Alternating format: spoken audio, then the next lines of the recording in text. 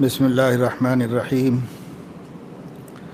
الحمد للہ وکفی وسلام علی عباده الذین اصطفى اما بعد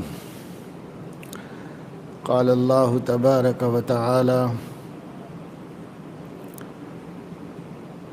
انا انزلناه فی لیلة القدر وما ادراک ما لیلة القدر لیلۃ القدر خیر من الف شہر تنزل الملائکۃ والروح فیہا بإذن ربہم من کل امر سلام ہی حتی مطلع الفجر صدق اللہ العظیم۔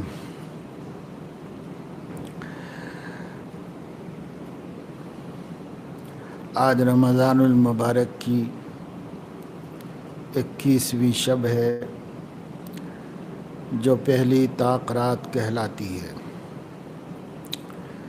طاق اس عدد کو کہتے ہیں جس کے 2 آدھے برابر نہ ہو سکیں، ایک کی کسر آ جائے اس کو طاق کہتے ہیں، اور جفت عدد اس کو کہتے ہیں جو 2 برابر ہو سکیں۔ جیسے 4 کے 2 برابر ہو جاتے ہیں 2 2، اس کو جفت کہتے ہیں، اور 5 کے 2 برابر نہیں ہو سکتے، 2 2 ہو جانے کے بعد 1 بچ جاتا ہے اور اس کو توڑنا پڑتا ہے، تو اس کو کہتے ہیں طاق عدد۔ 1 3 5 7 اور 9،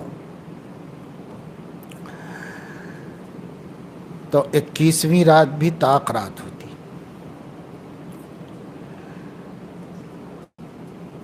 آج اپنے موضوعاتی سلسلے کو ایک دن کے لیے موقوف کر کے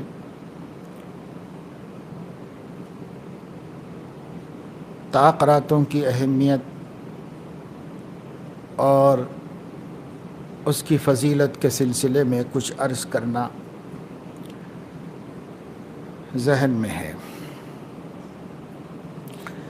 رمضان المبارک شروع ہوا،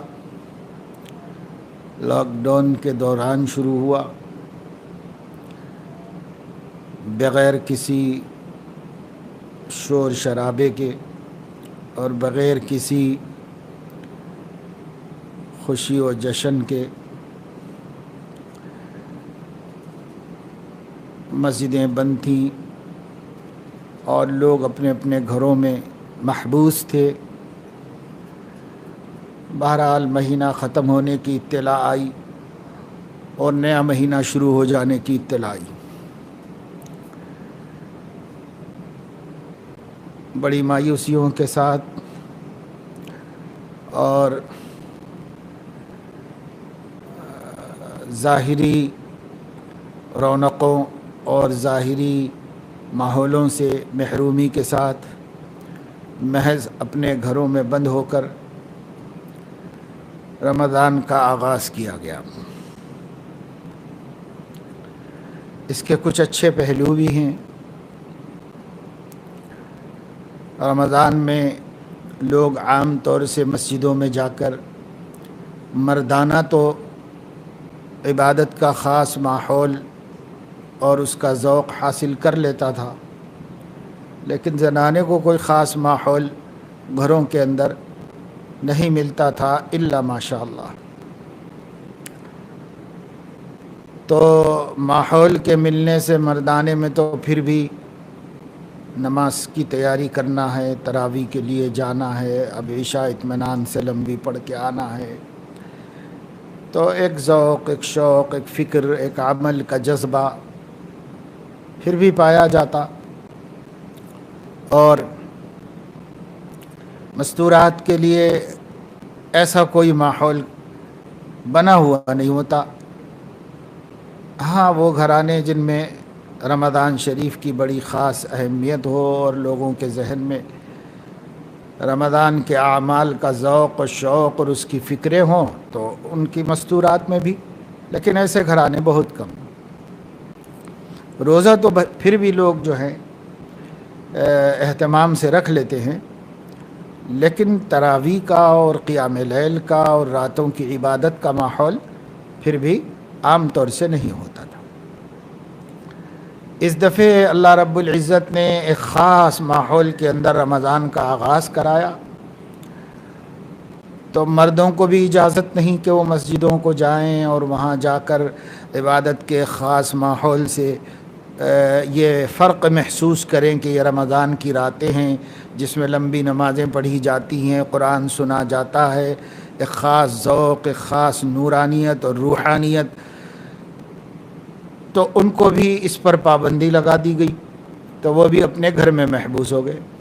عورتیں تو ہمیشہ ہی محبوس ہوئیں، اب مردانہ بھی ان کے ساتھ محبوس ہوا، تو گھر میں اللہ تعالیٰ کی توفیق سے اس محرومی میں جو اللہ تعالیٰ نے خیر رکھا وہ یہ ہوا کہ بھئی جب گھر کے مرد گھر میں ہیں تو چلو نمازیں اہتمام سے پڑھی جائیں، جماعت بنا لی جائے، بچے بھی اس میں شریک ہو جائیں، عورتیں بھی اس میں شریک ہو جائیں۔ اور اپنے گھر میں حافظ ہوتا تھا اور وہ حافظ جا کر سارے محلے والوں کو سناتا تھا، لیکن کبھی ماں بہنوں کو سننے کا اور سنانے کا اس کو موقع نہیں ملا۔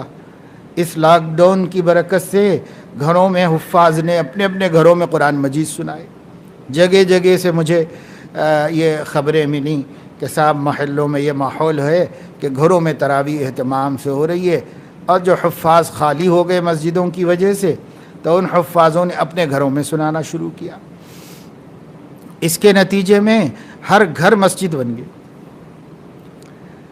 تو یہ بھلا پہلو اور خیر کا پہلو اس میں سے نکلا۔ رمضان میں عورتیں آتیں، اپنا جلدی نماز پڑھ لیں اور سو گئیں، اور بہت سی عورتوں کو نماز کا بھی اہتمام نہیں، رمضان میں بھی نہیں، اور دروازہ بند کر لیا، اور بیٹا یا شوہر یا والد نماز پڑھ کے آئے، تراویح رات دیر گئے تو اٹھ کے دروازہ کھول دیا، پھر سو گئے۔ لیکن اب یہ کہ صاحب سبھی کو گھر میں بیٹھ کر گھر میں اہتمام سے جماعت کرنی ہو رہی ہے، نماز پڑھنی ہو رہی ہے، تو اس کا فائدہ یہ ہو رہا ہے کہ گھر گھر قرآن مجید کی تلاوت ہو رہی ہے، گھر گھر نماز اور رکوع اور سجدہ اور قیام و قیدہ کی جو ہے منظر، مبارک منظر بن گئے۔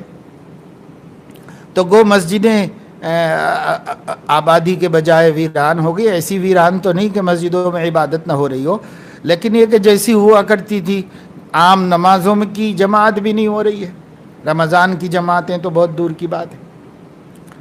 لیکن اللہ تعالیٰ نے اگر وہاں بند کیا یا کم کیا تو گھر گھر جاری فرما دیا۔ تو ماشاءاللہ سے اس وقت میں بہت سے ایسے گھرانے ہیں جن کو پورا قرآن مجید باقاعدہ طور پر رمضان کی راتوں میں سننے کا موقع نہیں ملتا تھا، یا توفیق نہیں ہوتی تھی، یا جی چاہتا تھا مگر اسباب نہیں ہوتے تھے۔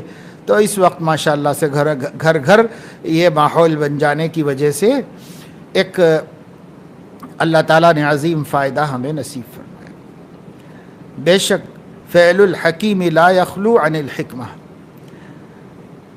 حکیم اور دانا آدمی کا کوئی فعل حکمت سے خالی نہیں ہوتا۔ حضور اکرم صلی اللہ علیہ وسلم کوئی بات فرماتے یا کوئی کام کرتے تو آپ کی جتنی سنتیں ہیں اور آپ کے جتنے کام ہیں، تو بہت سے غیر مسلموں کا، یہاں تک کہ یہود و نصارہ کا اور مکہ کے مشرکوں کا بھی یہ اعتقاد تھا کہ انہوں نے کیا ہے تو ویسے ہی نہیں کیا ہے، کچھ نہ کچھ حکمت ضرور ہے۔ اچھا انہوں نے یہ کام کیا ہے، اوہو مسلمانوں کے نبی نے، وہ ایسے ہی نہیں کرتے، اس میں کچھ نہ کچھ ہے، اس میں کوئی حکمت ہے۔ تو اگر نبی کی باتوں میں اور نبی کے کاموں میں عقل مندوں کو ان کے ہر کام میں حکمت معلوم ہو رہی ہے، تو اللہ تبارک و تعالی شانہ تو سب سے بڑے حکیم ہیں، ان کا نام بھی الحکیم ہے۔ اللہ رب العزت جو کرتے ہیں اس میں حکمت ہے، خیر ہے، بھلائی ہے۔ آدمی بھلائی کے پہلو کو کھوج کے نکالے تو اس میں سے نکل جاتا ہے، اس میں بھلائی، نقصان کچھ نہیں۔ بس شرط یہ ہے کہ راضی برضا رہ کر بندگی کے فریضے میں کوتاہی نہ کی جائے۔ تو خیر یہ رمضان شروع ہوا، اور جنہیں اللہ پاک نے توفیق دی ان کے گھرانوں کے اندر باقاعدہ طور پر ایک خاص ماحول میں قرآن مجید سنا جا رہا ہے، پڑھا جا رہا ہے، تراویح ہو رہی ہے، نمازیں ہو رہی ہیں، تلاوت ہو رہی ہے۔ اور بہت سے گھرانے پھر بھی ایسے ہیں جن کے ہاں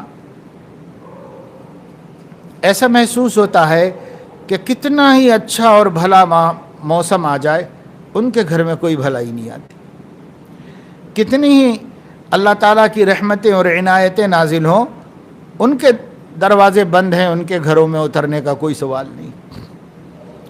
بس ان کو اپنے برس کے 12 مہینے ایک ہی دھن ہے، اپنی لغویات، فضولیات، بیکار چیزیں، بیکار باتیں، گناہ کے کام، اور یہ ٹی وی اور یہ گیمز اور جو ہے سیریلز اور نہ جانے کیا کیا۔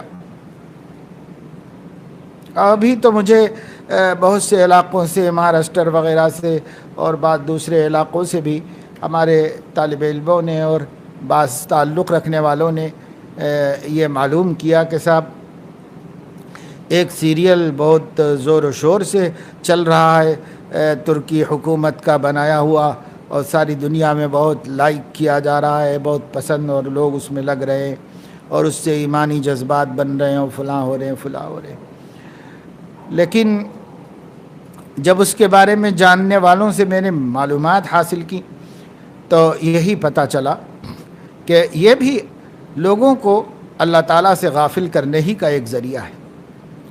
کسی کو اگر کسی سین سے، کسی منظر سے کوئی بھلا فائدہ ہو جاتا ہے، یہ کسی بھلے فائدے کی وجہ سے ہر چیز اچھی نہیں ہو جاتی۔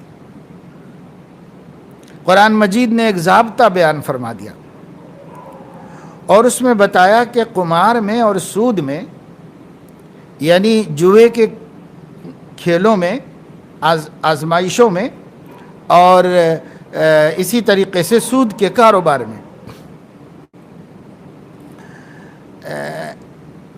کچھ فائدہ ہے، اس میں کچھ فائدہ ہے، لیکن اللہ تعالیٰ نے فرمایا کہ یہ فائدہ نقصان سے کم ہے، نقصان زیادہ ہے۔ اسمہما اکبر من نفعہما، ان کا فائدہ، ان کا گناہ ان کے فائدے سے زیادہ ہے۔ تو معلوم یہ ہوا کہ صرف یہ دیکھ لینا کہ کچھ فائدہ ہو گیا، کسی کو فائدہ ہو گیا، یہ کافی نہیں، بلکہ یہ بھی دیکھنا پڑے گا کہ مضرت کا پہلو کتنا ہے اور منفعت کا پہلو کتنا ہے۔ اگر ضرر زیادہ ہے تو اس منفعت کو بھی چھوڑا جائے گا کیونکہ ضرر زیادہ ہے اس کے اندر۔ تو اسمہما اکبر من نفعہما کہہ کر اللہ نے اس کو حرام قرار دے دیا۔ تب ایسا ہوتا ہے کہ لوگ علماء کو تو بالکل پرلے درجے کا جاہل اور ایک نمبر کا بے وقوف سمجھتے ہیں، اور ان کی عقلوں میں جو بات آتی ہے اسے بہت قرآن کے مطابق، نبی کے مطابق، خدا کے مطابق سمجھتے ہیں۔ جن کی عمریں، جن کی زندگیاں قرآن حدیث کے سمجھنے سمجھانے میں کٹ گئیں، ان کی بات تو نہیں سمجھ میں آتی ان کو، کہ ان کو سمجھتے ہیں کہ صاحب یہ 2 رکعت کے ملانے ہیں، ان لوگوں سے کیا دین مل سکتا ہے ہم کو۔ دین ان لوگوں سے ملتا ہے جن کو زندگی میں کبھی قرآن حدیث سمجھنے کی توفیق بھی نہیں ہوئی، عربی زبان سیکھنے کی توفیق نہیں ہوئی، اللہ کی کتاب کے شارحین اور مفسرین کو سمجھنے اور پڑھنے کی توفیق نہیں ہوئی۔ بس 2 بول بولنے آ گئے، 2 حرف لکھنے آ گئے، اور ایک ویڈیو بنانا آ گیا۔ بس یہ اس زمانے کے بڑے بڑے مجتہدین ہیں، محدثین ہیں، مفسرین ہیں، فقہا ہیں، جن کے سامنے فقہا شرمندہ ہیں اور جن کے سامنے محدثین گردن جھکائے کھڑے ہوئے ہیں، اور یہ سب کی گردنیں ناپ رہے ہیں، اور یہ وہ دین بتا رہے ہیں جو اللہ نے ارادہ فرمایا تھا جو دین کا، وہ اب یہ لوگ بتا رہے ہیں۔ تو اب ایسے میں دین کا جو کچومر بنے گا وہ تو سمجھا ہی جا سکتا ہے۔ بہرحال اللہ تعالیٰ کے کاموں میں بڑی حکمت ہے۔ اللہ تبارک و تعالی شانہ نے اگر ہمارے لیے مسجدوں میں تھوڑے دن کے واسطے جانے پر پابندی لگوا دی ہے اور ہم مجبور ہو گئے، تو اللہ تعالیٰ نے گھروں کو مسجدیں بنا دیا اور گھروں میں جو ہے نمازوں کا ماحول اور مسجد والا ماحول بنا دیا۔ ماشاءاللہ بہت سے گھروں میں کتاب کی تعلیم ہو رہی ہے، بہت سے گھروں میں اللہ کے نبی صلی اللہ علیہ وسلم کی سیرت پابندی سے پڑھی سنی جا رہی ہے، بہت سے گھروں میں قرآن مجید کی تلاوت ہو رہی ہے اور نمازیں پابندی سے ہو رہی ہیں، اور جب سے رمضان شروع ہوا ہے تراویح کا اہتمام بھی لوگ کر رہے ہیں۔ تو اللہ تعالیٰ کی مرضی ہے، اللہ اپنے بندوں کو نوازنا چاہیں تو ایسے نوازیں، ایسے نوازیں۔ اب اس میں کچھ بد نصیب لوگ ہیں جو رمضان کے مبارک مہینے کے مبارک اوقات کو سیریلز میں لگا رہے ہیں اور بڑے اہتمام سے، بڑے احترام سے۔ یہ دین تھوڑا ہی ہے بھائی، جس میں موسیقی ہو، جن پروگراموں کے اندر عورتیں مردوں کو دیکھ رہے ہوں اور مرد عورتوں کو دیکھ رہے ہوں، جس میں معاشقے کے سین بھی ملا لیے گئے ہوں، کیونکہ ناولیں ایسی بنتی ہیں،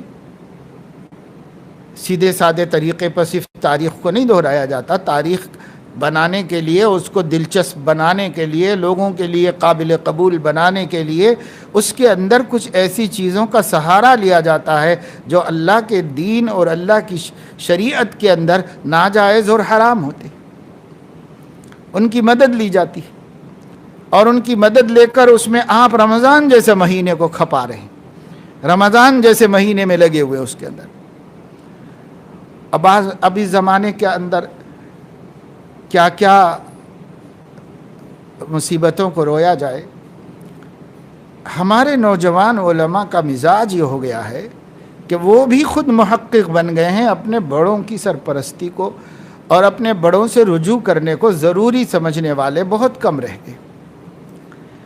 ہر کوئی اس کے ہاتھ میں سند آ گئی ہے اور وہ یہ سمجھ رہا ہے کہ بس اب میں، حالانکہ آپ غور کیجئے، پوری تعلیم مکمل ہونے کے باوجود بھی جب تک سینئر ڈاکٹروں کے ساتھ ایک عرصہ نہیں لگاتے، اور ہاؤس سرجن شپ کیا کہا جاتا ہے، پورا ٹائم دینا پڑتا ہے، اور ان کے ساتھ، ان کے پیچھے پیچھے پھر کر دواخانوں میں دیکھنا پڑتا ہے کہ وہ کیسے تشخیص کرتے ہیں، وہ کیسے تجویز کرتے ہیں، وہ کس طرح بیمار کے ساتھ گفتگو کرتے ہیں، وہ کیسے اس کی دواؤں کو طے کرتے ہیں، اور بیماری کا کیسے جائزہ لیتے ہیں۔ اس کا تجربہ کرنے کے بعد ہاتھ میں سند دی جاتی ہے اور دواخانہ شروع کرنے کی اجازت دی جاتی ہے۔ اس سے پہلے وہ علاج نہیں کر سکتا، اسے ڈاکٹر نہیں کہا جا سکتا، حالانکہ سلیبس کمپلیٹ کر لیا، پڑھ لیا، مکمل ہے، لیکن اس پڑھنے کے بعد بھی کسی تجربے کار کے ماتحت تجربہ حاصل کرنے سے پہلے اس کو اس کی اجازت نہیں دی جاتی۔ اسی طریقے سے لائرز ہیں، وکلا ہیں، اپنی پوری تعلیم مکمل کرتے ہیں، فرسٹ کلاس پاس ہو جائے، پورے ملک میں فرسٹ آ جائیں، لیکن ان کو کسی سینئر وکیل کے تحت کچھ دن کام کرنا پڑتا ہے، اور اس کے بعد جا کر وہ اپنے آپ کو پیش کر سکتے ہیں اور خود کام شروع کر سکتے ہیں۔ یہ سیکھنا پڑتا ہے۔ کتنا بڑا قابل ذہین انجینئر وجود میں آ جائے، پڑھ کے کامیاب ہو جائے، کتنا بڑا سول انجینئر ہے اور پورے ملک میں فرسٹ آیا ہے، ٹھیک، بہت اچھی بات ہے، قابل تعریف ہے، سب کچھ ہے، لیکن اگر اس کے ہاتھ میں دے دو ایک مکان بنانے کے لیے تو وہ تو ستیہ ناش کر دے گا پوری بلڈنگ کا۔ اس سے تو اچھا وہ کنٹراکٹر ہے جو اگرچہ کہ یہ ڈگری نہیں پاس کیا ہے، لیکن چونکہ 20 سال سے 25 سال سے 50 سال سے یہی کام کر رہا ہے، تو اس کے تجربات اس سے اچھے ہوتے ہیں، اس سے زیادہ صحیح کام کر کے دے سکتا ہے، بغیر ڈگری کے بھی اچھا مکان بنا کے دے سکتا ہے۔ تو بات دراصل یہ ہے کہ فارغ ہو جانا، عالم ہو جانا فوراً کام شروع کر دینے کا ذریعہ نہیں ہوتا ہے،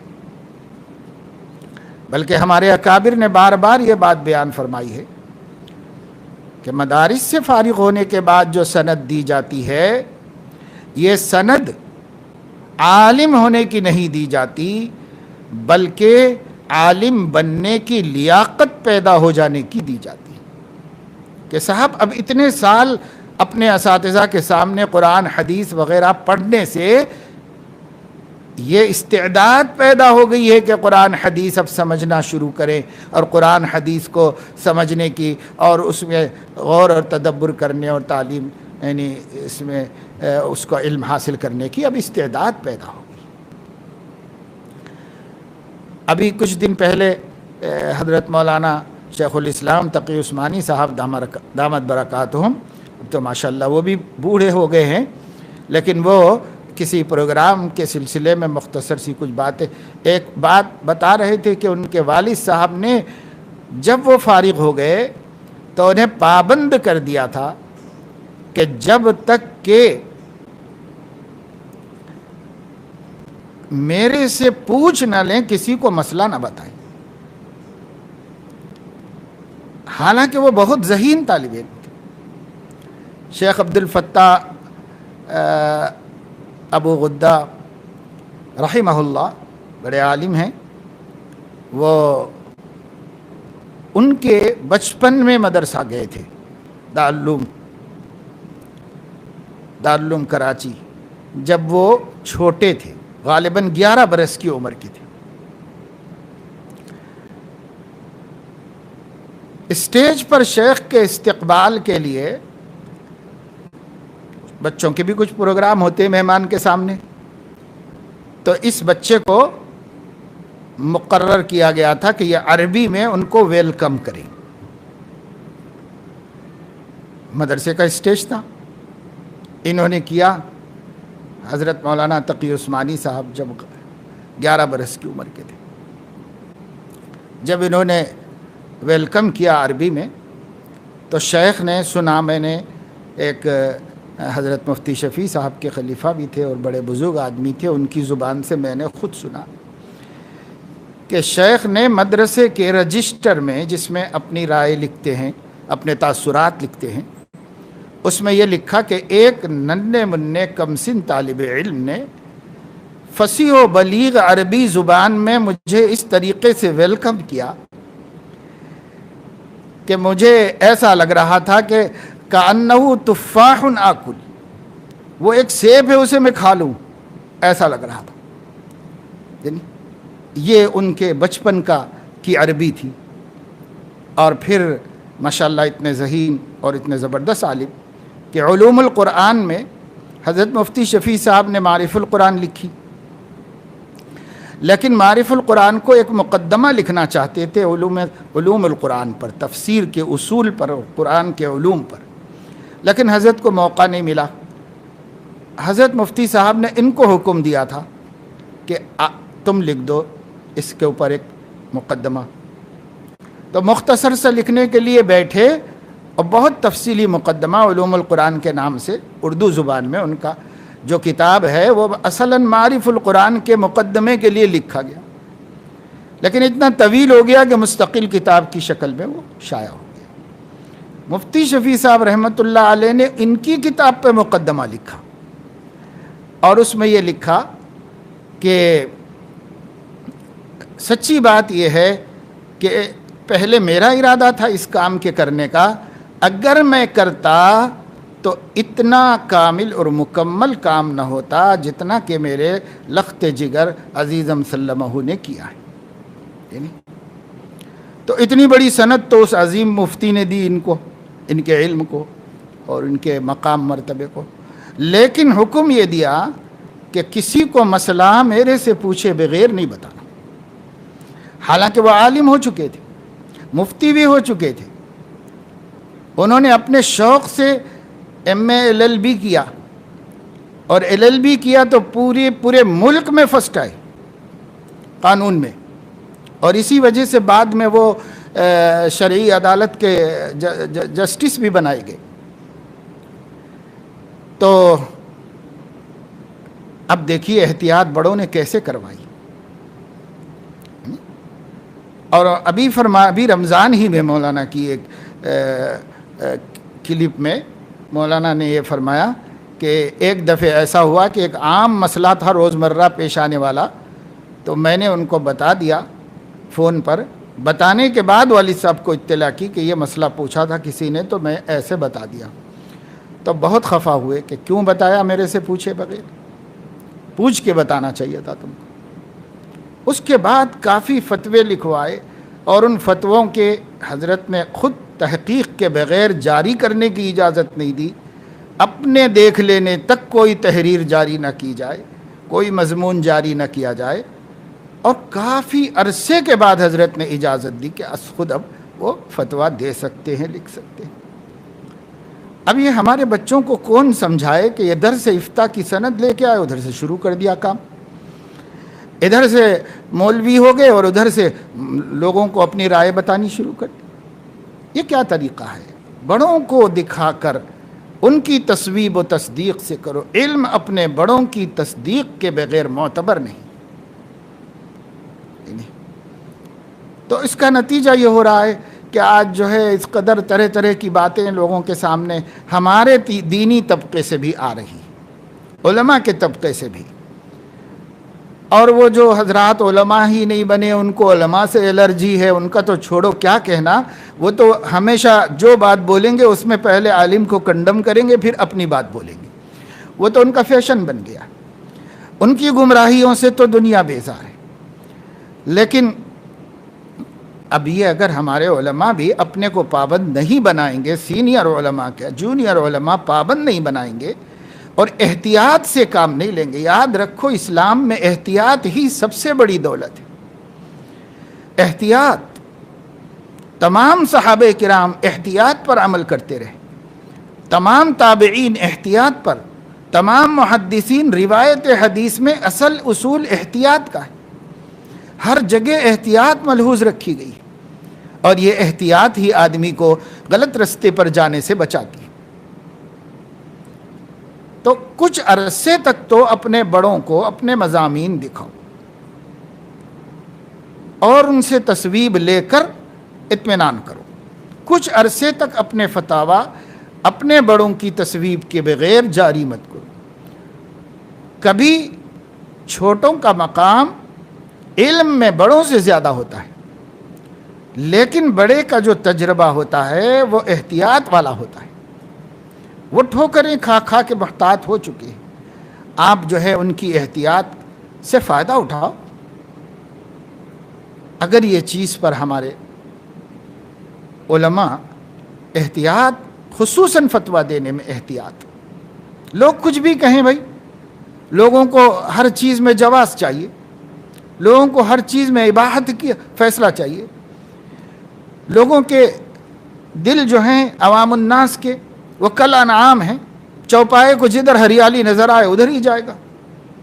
عوام الناس کو جو چیز اپنے من کی جائز ملے ادھر جھکتے ہیں. وہ بہت بڑے عالم ہے، بہت بڑے عالم ہے. جو جائز جائز جائز جائز کہتا چلا جائے وہ ان کے ہاں بڑے لوگ ہو جاتے ہیں، بڑے علماء ہو جاتے ہیں. اور جو اللہ کے نبی کے مزاج کو، دین کے مزاج کو، شریعت کے مزاج کو ملحوظ رکھ کر اپنے بڑوں کی پابندی کرتے چلے آ رہے ہیں، تو لوگ کہتے ہیں کہ یہ بڑے بڑے کیا ہوتے ہیں، بڑوں کو چھوڑو، قرآن حدیث لو. تو یہ ایسا فلسفہ ہے، دنیا میں کسی عقل مند نے اس کو سچی بات نہیں کہا. مگر اب جب لوگ اسی پہ اصرار کر رہے ہیں تو کر رہے ہیں. لیکن کون عقل مند کہتا ہے کہ بغیر بڑوں کے واسطے کے آپ اپنی سمجھ کو کامل سمجھ لیجئے، آپ اپنے علم کو کامل علم سمجھ لیجئے. دنیا کا کوئی عقل مند کسی لائن میں کسی علم کی لائن میں دنیا کا ہو دین کا کوئی نہیں مانا آج تک. یہ نہیں. تو سنا میں نے کہ بعض مولوی لوگ بھی بڑے ذوق و شوق سے دیکھ رہے ہیں اور لوگوں کو بھی کہہ رہے ہیں کہ دیکھو اس سے ایمان بڑھے گا، اس سے ذوق شہادت پیدا ہوگا اور اس سے یہ پیدا ہوگا. لیکن اس کے ساتھ ساتھ جو معاصی مسلسل چل رہے ہیں اور جو گناہ اس میں ہو رہے ہیں، تو چونکہ ان گناہوں کو گناہ ہی نہیں سمجھتے،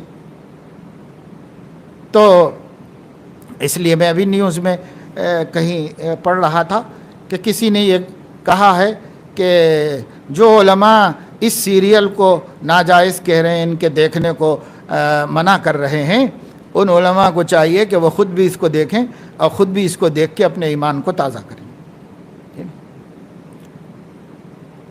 ابھی ایک جاہل نے علماء کو مشورہ دیا ہے۔ بہرحال عالم کے سامنے دیکھو اصول ہوتے ہیں، ضوابط ہوتے ہیں، قواعد ہوتے ہیں، عام آدمی اصول سے واقف نہیں ہے۔ حدیث سے مسئلہ نکالنے کے اصول مقرر ہیں، قرآن کریم سے مسائل مستنبط کرنے کے اصول مقرر ہیں۔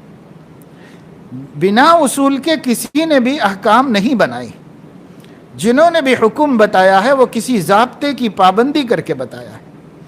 بے ضابطہ تو یوں ہاتھ میں دے دیا جائے قرآن تو پھر اللہ کا دین کھلونا ہو جائے گا لوگوں کا۔ اس لیے سب نے ضابطے کی پابندی کی ہے، مگر کیا کیا جائے کہ جو ضابطہ نہیں جانتے اور اپنے کو عالم سمجھتے، تو وہ لوگ اس امت کو ان مصیبتوں میں ڈالتے رہتے ہیں اور ان چیزوں میں مبتلا کرتے رہتے ہیں۔ اس لیے قواعد میں جن کو مہارت حاصل ہے، اصول قرآن حدیث میں جن کو مہارت حاصل ہے، ان کے ذریعے سے بہت سی سہولتیں بھی ملتی ہیں اور ان کے ذریعے سے زمانے میں پیش آنے والے نت نئے مسائل کا حل بھی ملتا ہے۔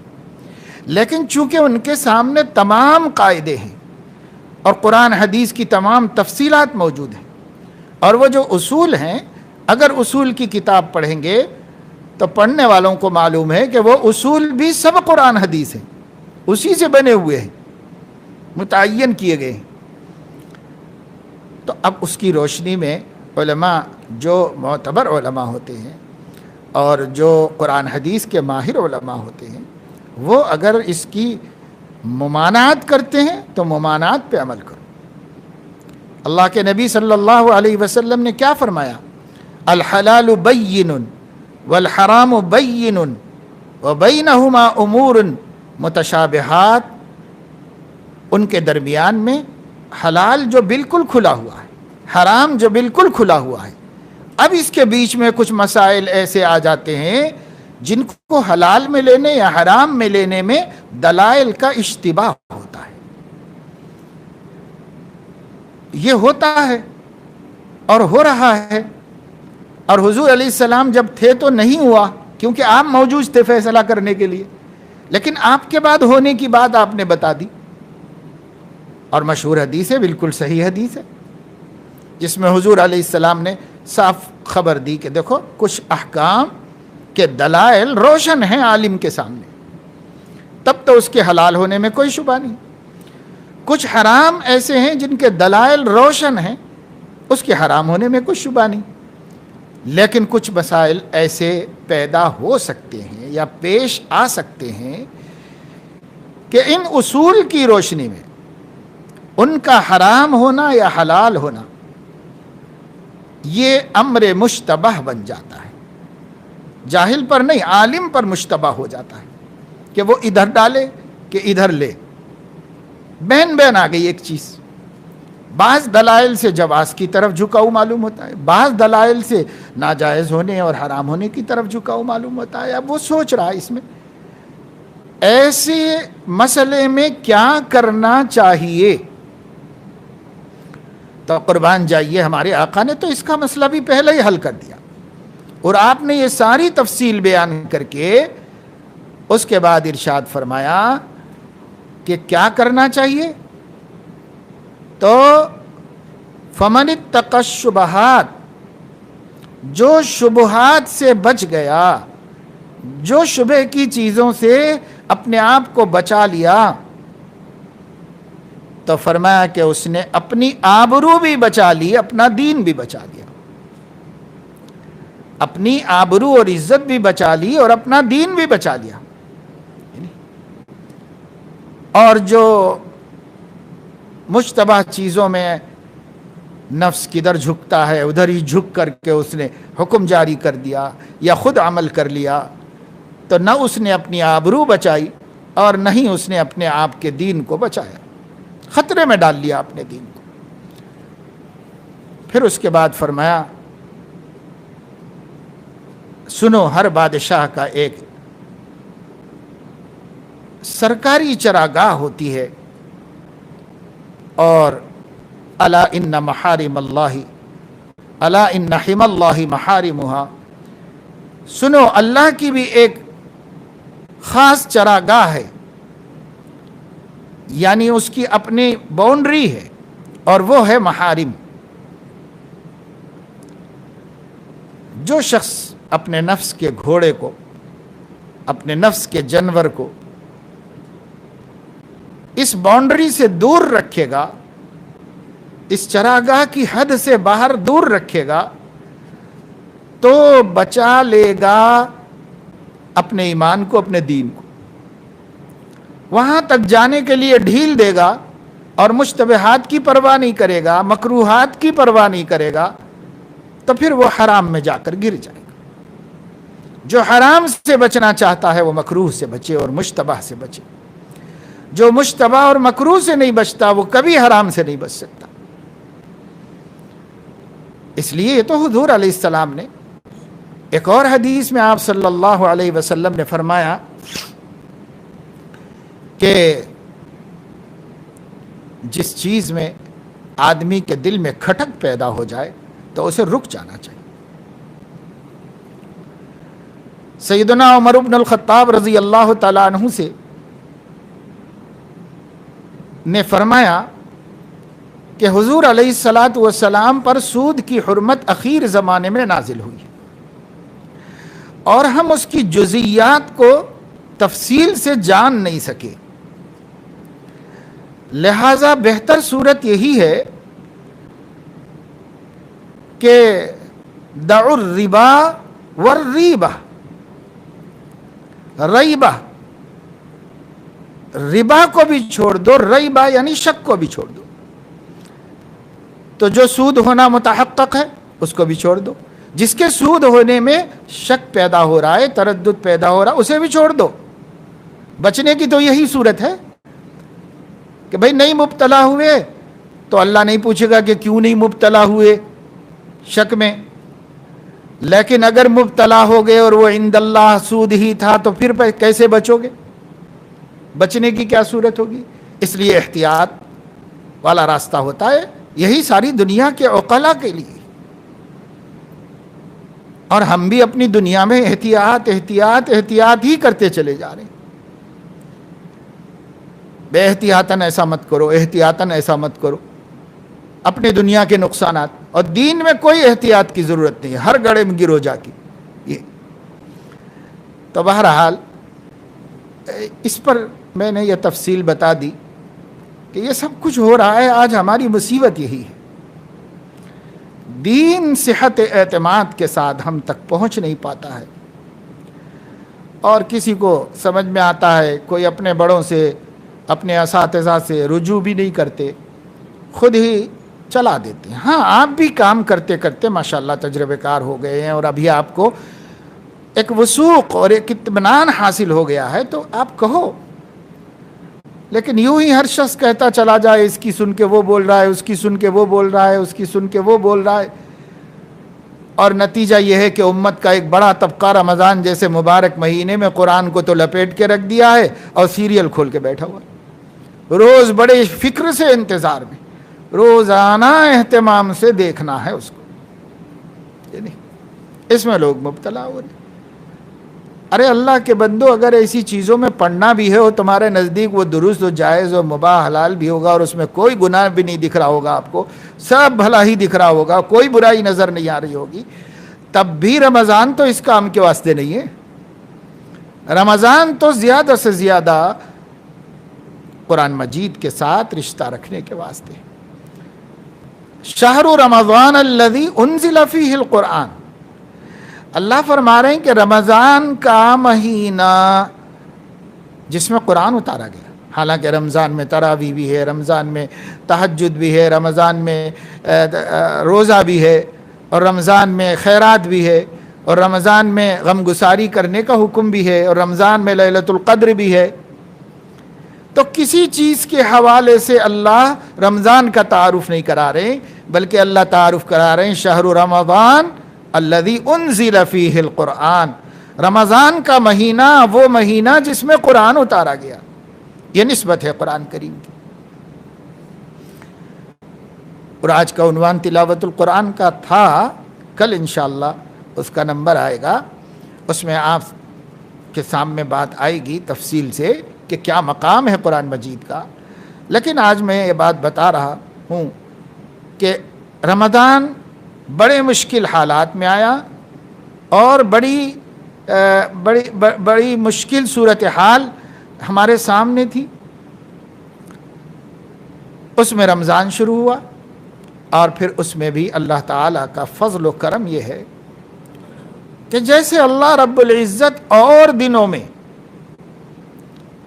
روزے داروں کو رمضان کے مہینے میں روزی بڑھاتا ہے، شہر یزاد فیہ رزق المومن، اتنی پابندیوں کے باوجود اور اتنی مشکلات کے باوجود کھلی آنکھوں سے دکھ رہا ہے کہ اللہ تعالیٰ لاک ڈاؤن سے پہلے کے دنوں کے مقابلے میں، لاک ڈاؤن میں رمضان بھی تھا، رمضان سے پہلے بھی کچھ دن گزرے ہیں، تو رمضان سے پہلے کے دنوں کے مقابلے میں رمضان شریف میں اللہ نے روزی مومن کی بڑھائی ہوئی ہے اور مومن روزی کھا رہا ہے۔ ہاں یہ ہو سکتا ہے کہ گزشتہ رمضانوں کے مقابلے میں ہم لوگوں کو اتنی فضول خرچیاں اور اسراف و تبذیر کرنے کا موقع نہیں مل رہا ہوگا، لیکن یہ کہ روزی جو رمضان سے پہلے اسی لاک ڈاؤن کے زمانے میں تنگی، تکلیف، پریشانی، اللہ نے اس سے کہیں زیادہ روزی رمضان میں عطا فرمائی، کھلا رہا ہے، ہم کھا رہے ہیں اور ماشاءاللہ سے دوسروں کو بھی کھلا رہے ہیں۔ تو یہ اللہ رب العزت تو اپنا کام برابر کر رہا ہے، لیکن کیا ہم لوگ بھی اپنا کام کر رہے ہیں کہ اس رمضان کی قدر کی جائے، رمضان کے دنوں کی قدر کی جائے، رمضان کی راتوں کی قدر کی جائے؟ تو نہیں کر پا رہی۔ 20 دن گزرے، ہم میں سے ہر ایک کے 20 دن سب کے سامنے، کیا لغو و لایانی میں مبتلا نہیں رہے؟ پورے 20 دن پر ایک نظر ڈال لو، مراقبہ محاسبہ کا بیان ہو چکا ہے، روزانہ ڈال لینا چاہیے تھا، لیکن چلو آج ہم تھوڑی دیر پروگرام ختم ہونے کے بعد 10 منٹ 20 دن پر ایک سرسری نظر ڈال دیجیے۔ کیا اس سے اچھا رمضان نہیں گزر سکتا تھا؟ کیا اس سے زیادہ قرآن نہیں پڑھا جا سکتا تھا؟ کیا اس سے زیادہ نفلیں نہیں پڑھی جا سکتی تھیں؟ کیا اس سے زیادہ اللہ کا ذکر نہیں کیا جا سکتا تھا؟ کیا اس سے زیادہ سیدنا محمد الرسول اللہ محسن اعظم صلی اللہ علیہ وسلم پر درود شریف نہیں پڑھا جا سکتا تھا؟ کیا ہم اس سے زیادہ خیر کے کام نہیں کر سکتے تھے؟ خیرات و حسنات کی ایک لمبی فہرست ہے، بہت نیکیاں ہیں جو ہم کر سکتے تھے، اور ہم میں سے بہت سے اس میں بھی غور کریں کہ کیا اس سے گناہوں کو کم نہیں کیا جا سکتا تھا؟ اور اگر گناہ نہیں کیے ہیں تو جو لوگ ماشاءاللہ گناہوں سے رمضان میں بہت اہتمام سے بچے ہیں، ایسے بھی لوگ ہیں، لیکن وہ غور کریں کہ کیا جو لایانی وقت گزرا ہے کیا اس کو بچایا نہیں جا سکتا تھا؟ کیا اس لایانی کو کام میں لایا نہیں جا سکتا تھا؟ میرے بھائیوں اور میری بہنوں، اگر حساب کتاب نہیں رکھیں گے تو پچھتانا پڑے گا زندگی کے۔ یہ زندگی بہت قیمتی پونجی ہے، اسی سے آخرت کو بنانا ہے۔ ہمیشہ نہ ختم ہونے والی زندگی کے سنورنے کا مدار اسی عارضی اور مختصر زندگی کے اوپر ہے۔ اسی زندگی میں اگر کسی کو اللہ نے شعور آنے کے بعد ایک دن دیا ہے تو اسی ایک دن میں اس کو اپنی پوری آخرت بنا لینی، اور کسی کو اللہ نے 50 سال دیے، 60 سال دیے، اس میں بنانا ہے۔ تو جائزہ لو، جو جائزہ نہیں لیتا وہ پچھتائے گا، جو حساب کتاب نہیں رکھتا اسے بعد میں رونا پڑے گا۔ اور یاد رکھو، ابھی زندگی میں رو لو، اگر اب نہیں روئے اپنے پچھتاوے اور اپنے کیے ہوئے کاموں، کرتوتوں، غفلتوں، لاپرواہیوں پر، تو قیامت میں خون روگے بھی تو کام نہیں آئے گا۔ روتے روتے روتے مرنے کے بعد آنسو خشک ہو جائیں، اور خون ٹپکنے لگے آنکھوں سے تو بھی کوئی کام نہیں آئے گا۔ ہاں، اس وقت اگر اپنی حالت پر ایک آنسو نکل جائے، وہ ایک آنسو بھی دوزخ کی آگ کو بجھاتا ہے۔ ندامت کے آنسو دوزخ کی آگ کو بجھاتے ہیں۔ موتی سمجھ کے شان کریمی نے چن لیے قطرے جو تھے میرے عرق انفعال کے۔ انفعال ندامت کو کہتے ہیں۔ ندامت ہوئی دل میں اور آنکھیں ڈبڈبا گئی۔ چلو اتنی سوکھی ہیں کہ اتنا پانی بھی نہیں نکل سکا کہ چھلک جائے۔ تو حدیث میں حضور علیہ السلام نے فرمایا اللہ پاک تو ایک ایسے بندے پر بھی رحم فرما دے گا جس کے آنکھ سے آدھا آنسو نکل کر پلکوں کو بھگو دیا تھا، ٹپک بھی نہیں سکا تھا، اسی کو اللہ بہانہ بنا کر اس کی مغفرت فرما دے۔ تو دیکھو اس دنیا میں مرنے سے پہلے اتنا بھی کام آئے گا، مگر مرنے کے بعد کا کوئی پچھتاوا کام نہیں آئے گا۔ مرنے کے بعد کا کوئی پچھتاوا کام نہیں آئے گا۔ قرآن مجید میں اللہ رب العزت نے فرمایا کہ ایک بے ایمان قیامت میں چاہے گا کہ زمین بھر سونا اللہ کو ایمان نہ لانے کے فدیے میں دے دے۔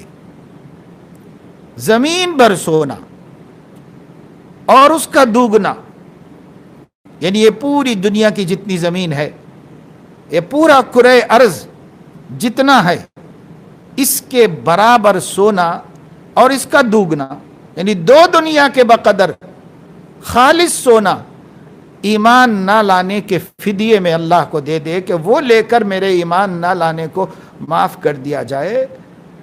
تو اللہ رب العزت قرآن کریم میں صاف اعلان فرما رہے ہیں کہ لن يقبل منہ، لن يقبل منہ، ہرگز قبول نہیں کیا جائے گا اس سے۔ تو بھائی وہاں تو کوئی صورت نہیں اپنے کو بچانے کی، پچھتاوا کام نہیں دے گا، رونا کام نہیں دے گا، گڑ گڑانا کام نہیں دے گا، دعائیں مانگنا کام نہیں دے گا، اللہ تعالیٰ کے سامنے سجدے میں گرنا کام نہیں دے گا۔ سجدے میں تو گر بھی نہیں سکیں گے، گر بھی نہیں سکیں گے۔ اللہ تعالیٰ ان کی پیٹھ کو تختہ بنا دے گا، سوکھی ہوئی لکڑی بنا دے گا۔ اس کی عظمتوں کے آگے جھکنا چاہیں گے تو جھکنا بھی نہیں دیا جائے گا۔ اللہ فرمائیں گے جب میں نے جھکنے کو کہا تھا تب تو نے نہیں جھکا، اب جھکنا چاہتا ہے، اب نہیں اجازت ہے۔ تختہ بنا دیں گے اللہ تعالیٰ۔ یوم یکشف عن ساق ویدعون الی السجود فلا یستطیعون۔ ساق پنڈلی کو کہتے ہیں، لیکن اللہ تعالیٰ کے لیے اس کی کیا شان ہے ہمیں نہیں معلوم۔ ہمیں جو لفظ نازل ہوا ہے اس پر ایمان لانا ہے، اور کیفیت کا تصور بھی حرام ہے۔ کسی کیفیت کا تصور کے بغیر صرف لفظ اور اس کی معانی پر ایمان لانا ہے اور یقین کرنا ہے کہ ایسا ہی ہوگا۔ قرآن کہہ رہا ہے یوم یکشف عن ساق، جس دن اللہ تعالی تجلی فرمائے گا ساق کی، وَيُدْعَوْنَ إِلَى السُّجُودِ، اور لوگوں کو خدا کی تجلی کے آگے سر بسجود ہو جائیں گے، بے اختیار ہونا چاہیں گے، اور انہیں اس کا حکم دیا جائے گا فَلَا يَسْتَطِيعُونَ۔ تو کچھ بد نصیب ہوں گے جن کی پیٹھ سوکھ کر تختہ ہو جائے گی اور وہ جھک ہی نہیں سکیں گے اللہ تعالیٰ کے سامنے، جھک ہی نہیں سکیں۔ خاشعۃ ابصارہم ترہقہم ذلہ، ان کی آنکھیں مارے شرمندگی کے جھکی ہوئی ہوں گی اور ان کے چہروں کے اوپر ذلت چھا رہی ہوگی۔ کیوں؟ وَقَدْ كَانُوا يُدْعَوْنَ إِلَى السُّجُودِ وَهُمْ سَالِمُونَ، دنیا میں یہ نمازوں کے لیے بلائے جاتے تھے، تب اچھے تھے نہیں، لیکن نہیں آتے تھے اور نہیں پڑھتے تھے اور نہیں جھکتے تھے خدا تعالیٰ کی عظمتوں کے آگے، تو آج جھکنا چاہ رہے ہو؟ آج جھکنے میں خود نہیں دوں گا، میرے آگے جھکنے کا شرف نہیں حاصل کر سکتے۔ اللہ منع فرما دے گا۔ میرے بچوں اور بچیوں، یہ وقت ہے کرنے کا، کرو۔ ابھی ہم کر سکتے ہیں، اب کر سکتے ہیں، اور قیامت میں کرنا چاہو تو بھی نہیں کر سکتے۔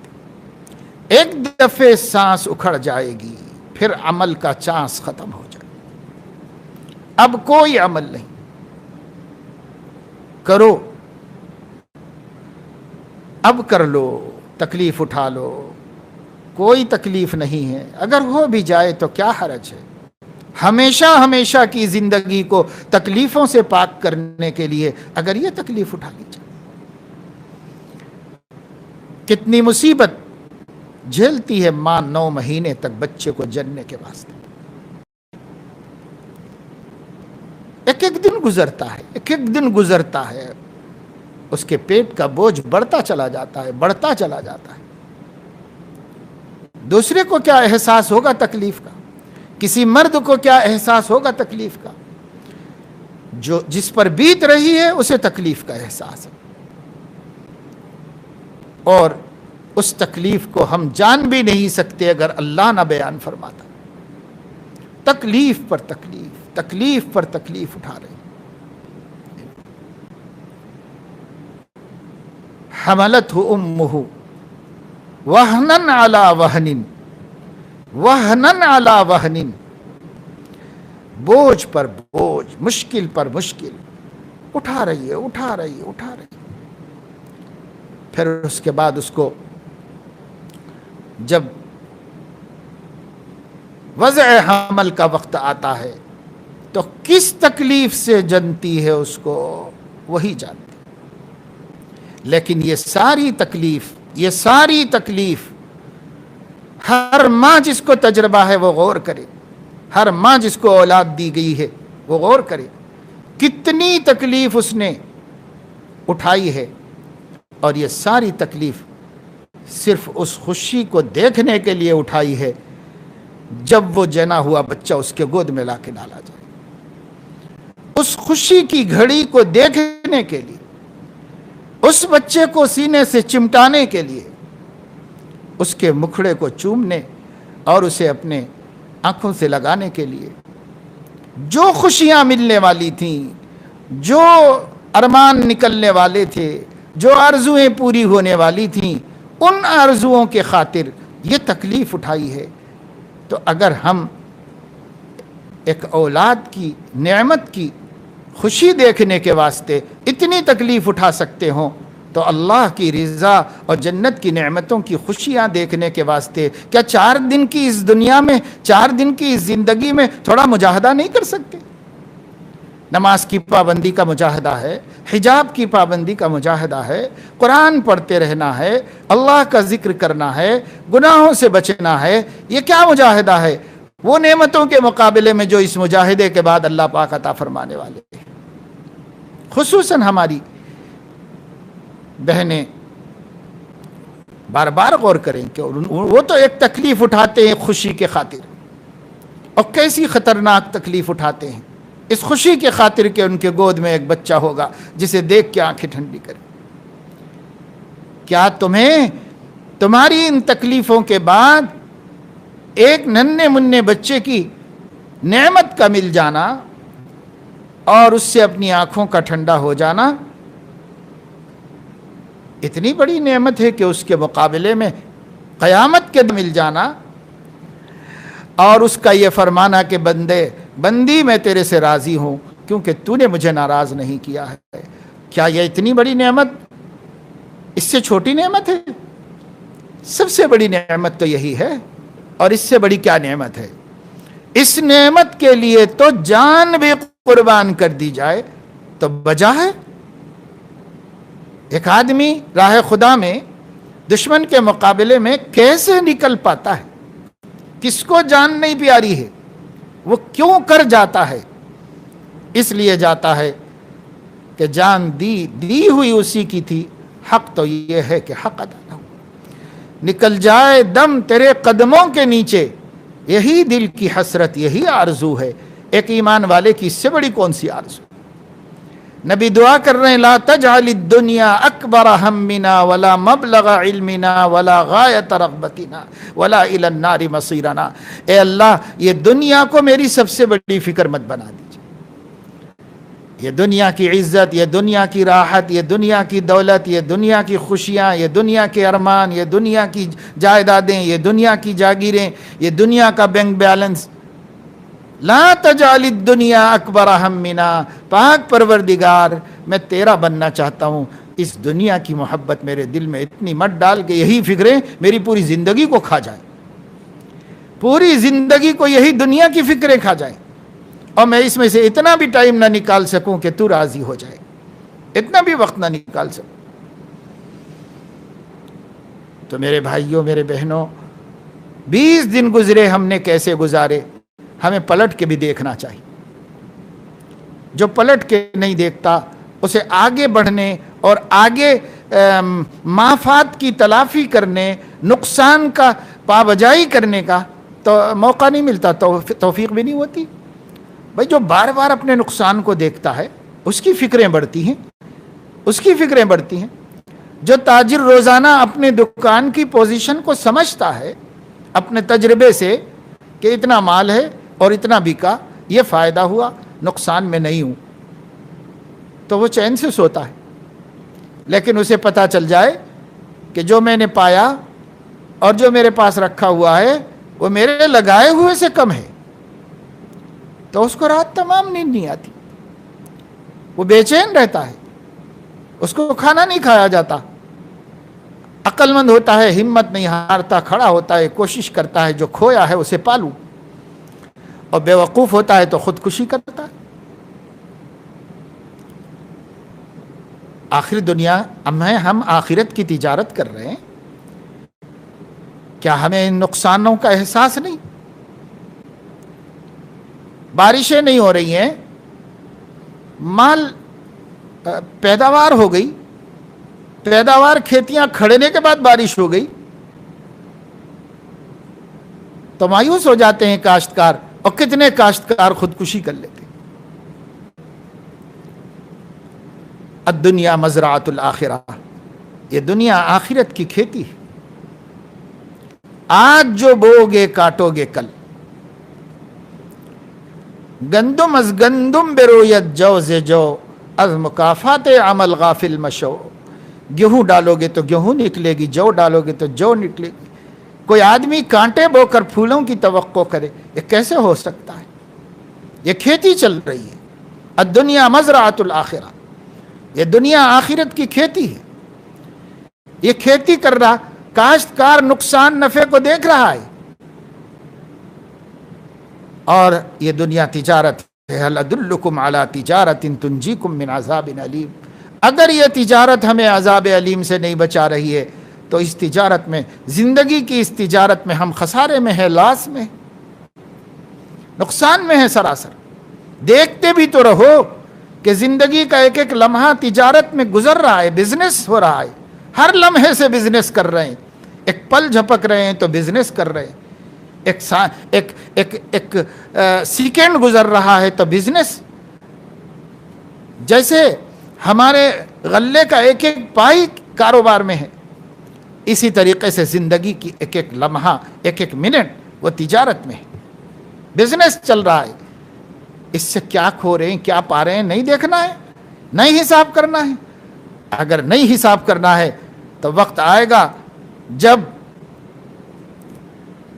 بینک کا مینیجر کورٹ سے آرڈر لائے گا، آپ کی دکان کو سیل کر دے گا اور آپ کو ہتکڑیاں پہنا کے لے جا کے قید خانے میں ڈال دے گا۔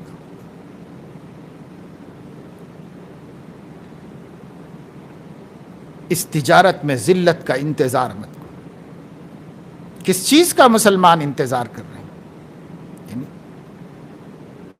کیا قیامت کے آنے کا انتظار کر رہے ہیں؟ اوِّالسَّاعَةُ وَالسَّاعَةُ أَدْهَىٰ وَأَمَرُ۔ اللہ فرمانے کیا قیامت کا انتظار کیا جا رہا ہے؟ ارے قیامت آئے گی، الٹ پلٹ کر دے گی، کسی کو سنبھلنے کا موقع بھی نہیں دے گی۔ اس لیے قرآن مجید میں ہمیں حکم دیا گیا ہے، بھائی بار بار جائزہ لو، بار بار پلٹ کے دیکھو کیا ہوا زندگی، اس کی تلافی کر لو۔ اللہ کی جو نافرمانیاں ہوئی ہیں تو فرما برداریاں کر لو۔ اتبع السیئۃ الحسنۃ تمحها، حضور علیہ السلام نے فرمایا ہر گناہ کے پیچھے نیکی لاؤ جو اس کو مٹا دے، ہر گناہ کے پیچھے نیکی لاؤ۔ کوئی بات نہیں کل تک ہماری زندگی غلط گزری، کوئی بات نہیں، کسی عمر کے کسی حصے میں اگر ہمارے مالک نے اپنی معرفت و محبت کا ہمارے دل میں دیا جلا دیا ہے، خوش قسمت ہے، شکر ادا کرو۔ لیکن کتنی افسوس کی بات ہے، کتنے لوگ ہیں بوڑھے ہو گئے، کتنے لوگ ہیں بوڑھیاں ہو گئی ہیں، اب بھی ان کے دلوں میں احساس نہیں جاگا کہ زندگی کا جو بڑا قیمتی حصہ گزر گیا، اب اس گئے گزرے حصے میں ہی صحیح تلافی تو کر لیں۔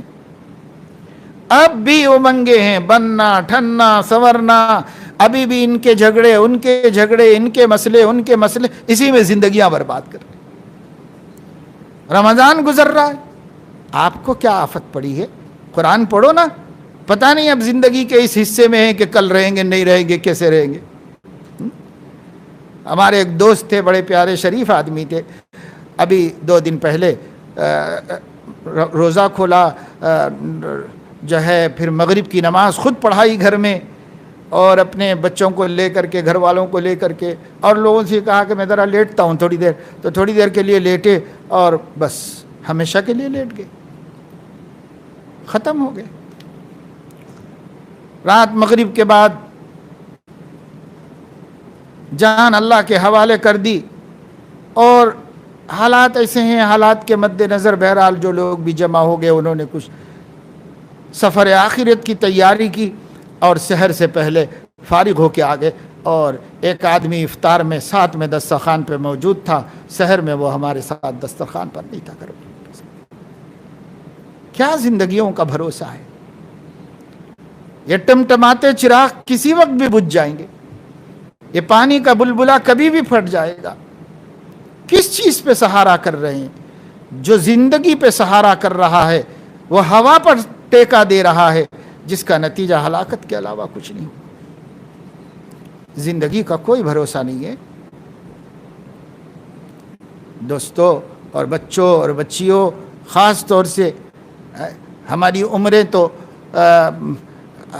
آخرت کی طرف رواں دواں ہیں، آپ لوگ کھڑے ہو رہے ہو زندگی میں، بھروسہ تو خیر جوانوں کا بھی نہیں، لیکن پھر بھی کچھ توقع تو ہوتی ہے کہ جوان 4 دن جی لے گا، لیکن بوڑھوں کو کیا امیدیں باقی ہیں جس کی وجہ سے یہ غفلتیں چل رہی ہیں؟ ان غفلتوں کا موقع ہی کیا ہے؟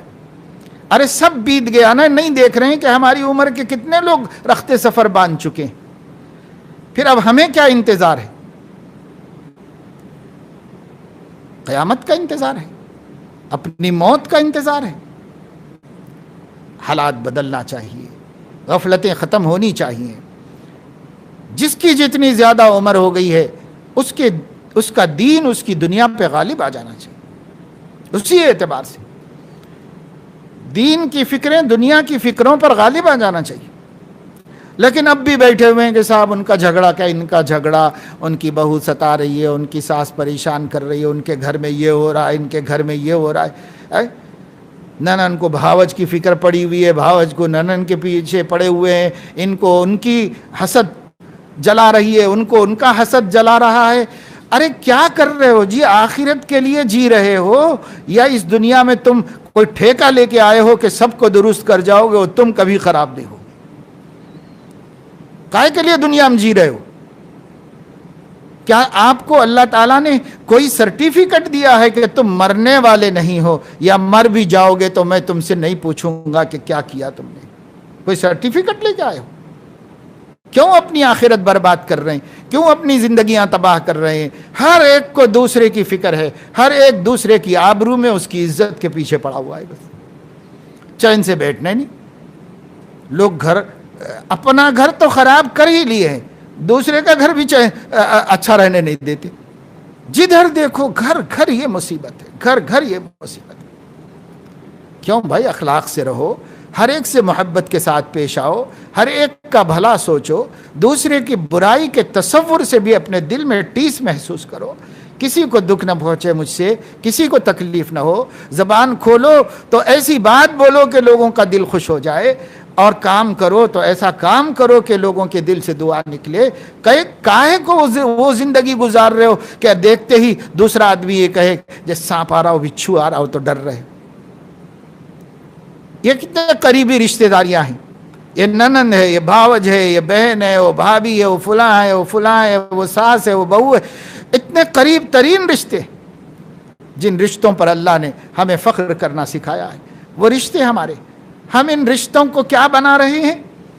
ہم ان رشتوں کو بنا رہے ہیں زندگی کو جہنم بنانے کا ذریعہ. جس سے بھی ملو خوش کر دو، بولو تو دل خوش کر دو. لوگ چاہیں کہ فلاں ملے، لوگ چاہیں کہ فلاں سے کی زیارت ہو جائے، فلاں کی ملاقات ہو جائے، فلاں آئے ہمارے گھر کو. ہر ایک کے دل میں یہ تمنا ہو.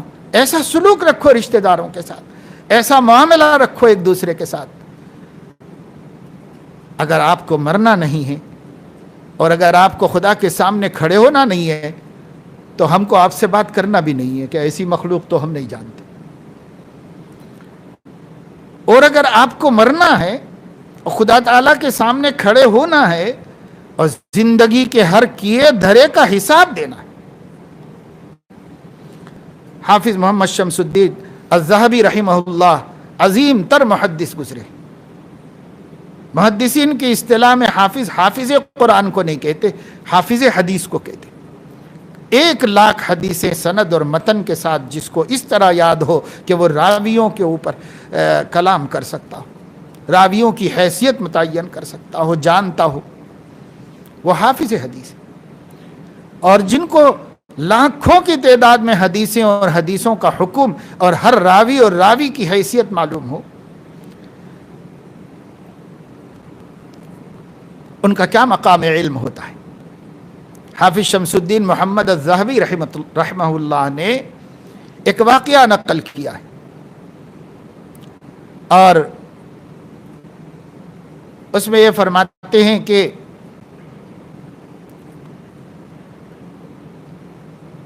ایک آدمی اپنی بہن کی قبر میں تدفین کے وقت اپنی جو اپنا بٹوا تھا، آج کل پاکٹ کہتے ہیں، وہ کسی طرح رہ گئی، گر گئی. اس میں اس کے پیسے تھے، وہ نکالنے کے لیے جانا پڑا اس کو. تدفین کر کے لوگ آ چکے تھے، یہ پھر اکیلا گیا، اور جب وہ نکالنے کی اس میں سے کوشش کیا، تھوڑا سا پتھر ہٹایا، اینٹیں جو بھی لگائی گئی تھی، کہ اس نے اس قبر کے اندر خطرناک قسم کی آگ کو دہکتا ہوا اور اس آگ کے اندر اپنی بہن کو پڑا ہوا دیکھا.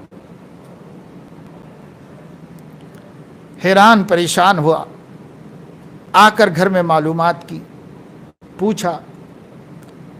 ماں نے کہا کہ اور تو کوئی بات ایسی خراب نہیں تھی میری بیٹی کے اندر، البتہ یہ ہے کوئی بھی 1-2 لوگ باتیں کرتے ہوتے تو دھیان دے کے ان کی باتیں سنا کرتی تھی. کوئی کمرے میں باتیں کرتے ہوتے تو دروازے کے پاس کھڑی ہو جایا کرتی تھی. یعنی تجسس کرتی تھی لوگوں کی باتیں جو لوگ آپ کو بتانا نہیں چاہ رہے اور آپ اس کو جاننا چاہ رہے. کہا اور تو نہیں نمازی تھی، سب کچھ تھا، اچھی تھی، نیک تھی، لیکن یہ ہے کہ یہ ایک بری عادت اس کے اندر تھی. معلوم ہوا کہ صاحب اسی بری عادت نے اس کو قبر میں سخت. اور پھر یہ واقعہ، اگر واقعہ نہ مانو، آپ نہ مانو، لیکن سیدنا محمد الرسول اللہ صلی اللہ علیہ وسلم کی حدیث بخاری شریف میں موجود ہے اور مستند ترین حدیث ہے کہ آپ 2 قبروں کے اوپر سے گزرے تو انہما لیعذبان فرمایا، ان دونوں کو عذاب ہو رہا ہے.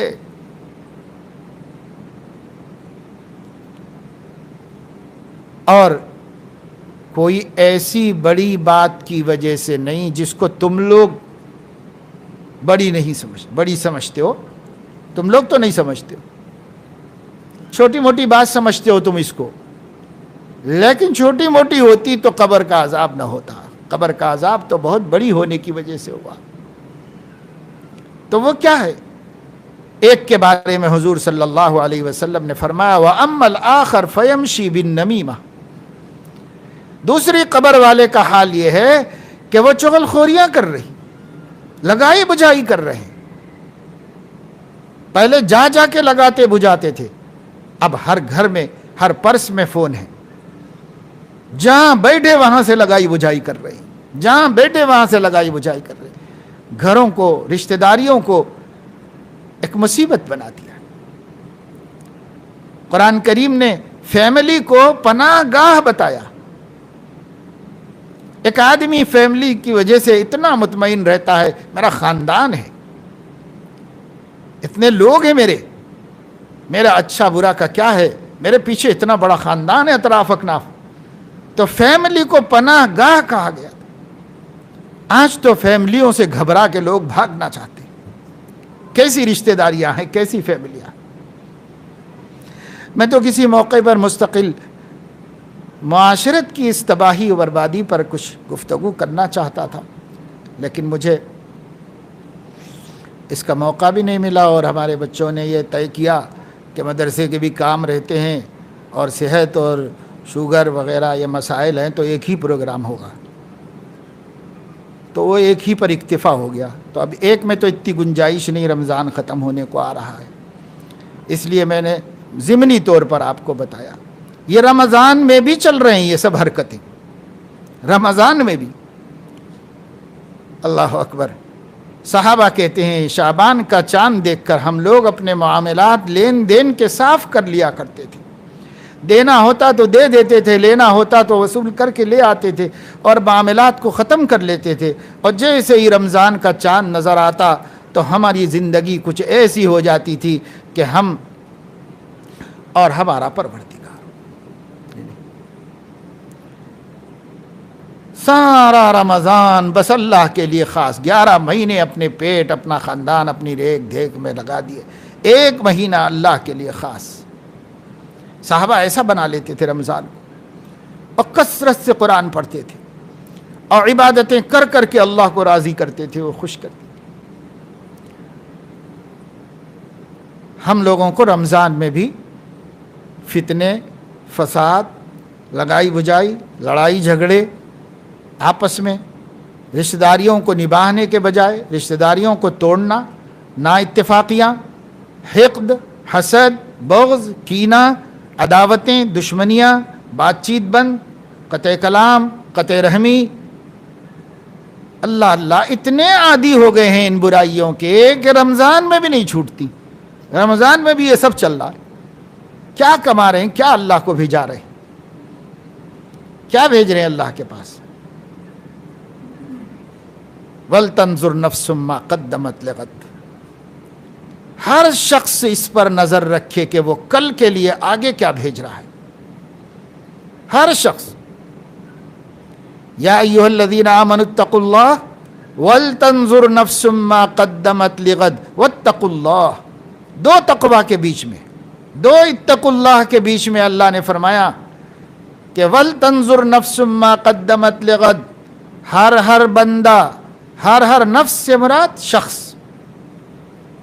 ہر شخص مرد ہو یا عورت, اس پر گہری نظر رکھے کہ ما قدمت لغد, وہ کل کے لیے یعنی قیامت میں کام آنے کے لیے آگے کیا بھیج رہے ہیں, آگے کیا بھیج رہے ہیں.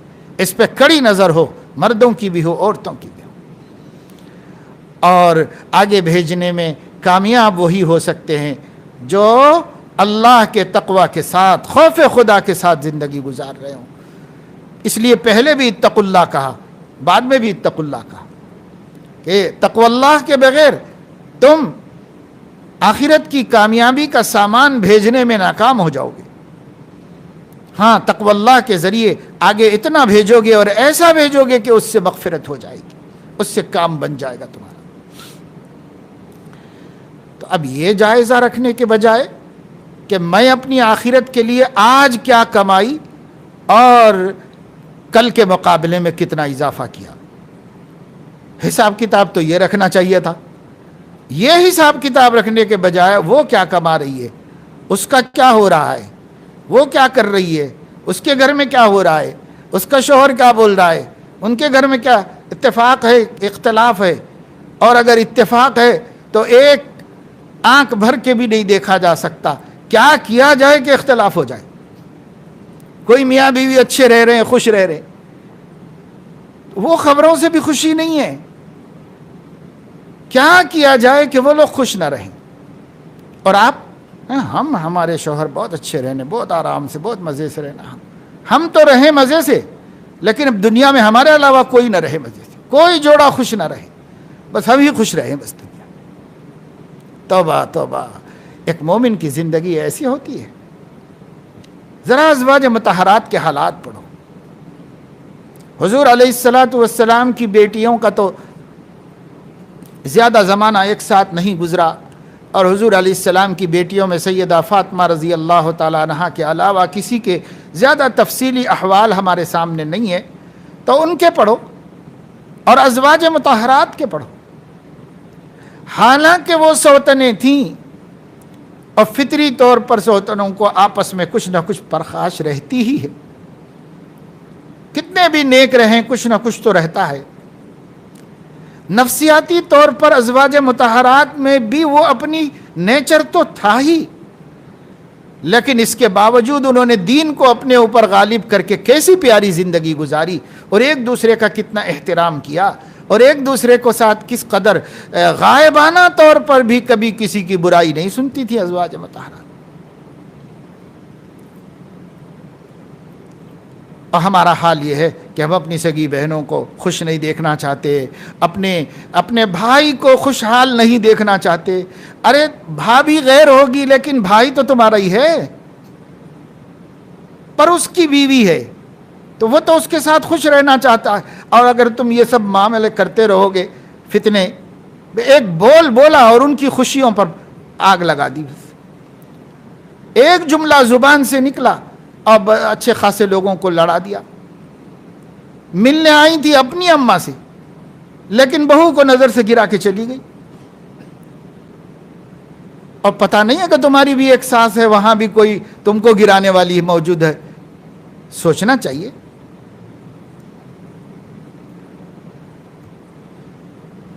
بس آخرت کو بھول جانے کا یہ سب انجام ہے۔ نہیں سمجھ رہے ہیں کہ ایک دن مرنا ہے اور حساب دینا ہے۔ کیسے کیسے گھر اجاڑے موت نے، کھیل کتنوں کے بگاڑے موت نے۔ وہ موت ہمارے لیے نہیں ہے، وہ موت ہمارے لیے بھی ہے، لیکن ہم اس موت سے ڈر نہیں رہے۔ کبھی بھی آ جائے گا فرشتہ، سامنے کھڑے ہوگا، دو ہاتھ جوڑیں گے، منت کریں گے، خوشامد کریں گے، سیکنڈ بھر کو بھی رکنے کے لیے تیار نہیں ہوگا۔ کب کریں گے آخرت کی تیاری؟ کب اچھے انسان بنیں گے؟ یاد رکھو، کتنی نمازیں پڑھتے ہوں گے آپ کتنے روزے رکھتے ہوں گے، تہجد گزار ہوں گے، تمام نوافل پڑھتے ہوں گے، خوب قرآن پڑھتے ہوں گے، خوب عبادت کرتے ہوں گے، لیکن اگر آپ کی زبان دو دلوں کو کاٹتی ہے، اور آپ کی زبان ملے ہوئوں کو بچھڑاتی ہے، اور آپ کی زبان اچھے خاصے گھروں میں فتنہ مچاتی ہے، تو آپ کی ان عبادتوں سے آپ نجات نہیں پا سکتے۔ نجات پانا ہو تو اخلاق کو درست کرو، نجات پانا ہو تو ایک دوسرے کا احترام سیکھو، ایک دوسرے کی عزت کرنا سیکھو۔ ہمیشہ یہ خیال کرو کہ مجھ سے زیادہ میری بہن خوش رہے، چاہے وہ بہن سگی ہو، چاہے وہ بہن سسرالی ہو، مجھ سے زیادہ یہ لوگ خوش رہیں۔ اس کی آرزو کرو، اس کی تمنا کرو، اور اس کی کوشش کرو۔ کیوں؟ حضور علیہ السلام نے فرمایا، لا یؤمن احدکم حتی یحب لأخیہ ما یحب لنفسہ، تم میں سے کوئی شخص اس وقت تک مومن نہیں ہو سکتا جب تک کہ وہ دوسرے کے لیے وہ پسند کرے جو اپنے لیے پسند کرے۔ کیا مطلب؟ آپ کو گالی دے آپ پسند کرتے ہیں دوسرا؟ نہیں، تو آپ بھی دوسرے کو نہیں دیں گے۔ آپ کے شوہر کے درمیان میں کوئی درار ڈالے پسند کرتے ہیں؟ نہیں، تو آپ بھی دوسروں کی ازدواجی زندگی میں دخل مت دیجیے۔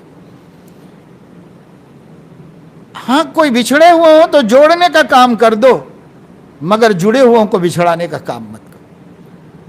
آگ مت لگاؤ زندگیوں کے اندر۔ خوش رہنا سیکھو، خوش رکھنا سیکھو۔ جب کوئی آدمی دوسرے کو خوش رکھتا ہے تو اللہ اس کی زندگی میں خوشیاں بکھیر دیتے ہیں، خوشیوں کا رس گھول دیتے ہیں، اور جب وہ دوسرے کو تکلیف دے کے خوش ہوتے ہیں تو اللہ تعالیٰ ان کی زندگیوں سے خوشیوں کو چھین لیتے ہیں۔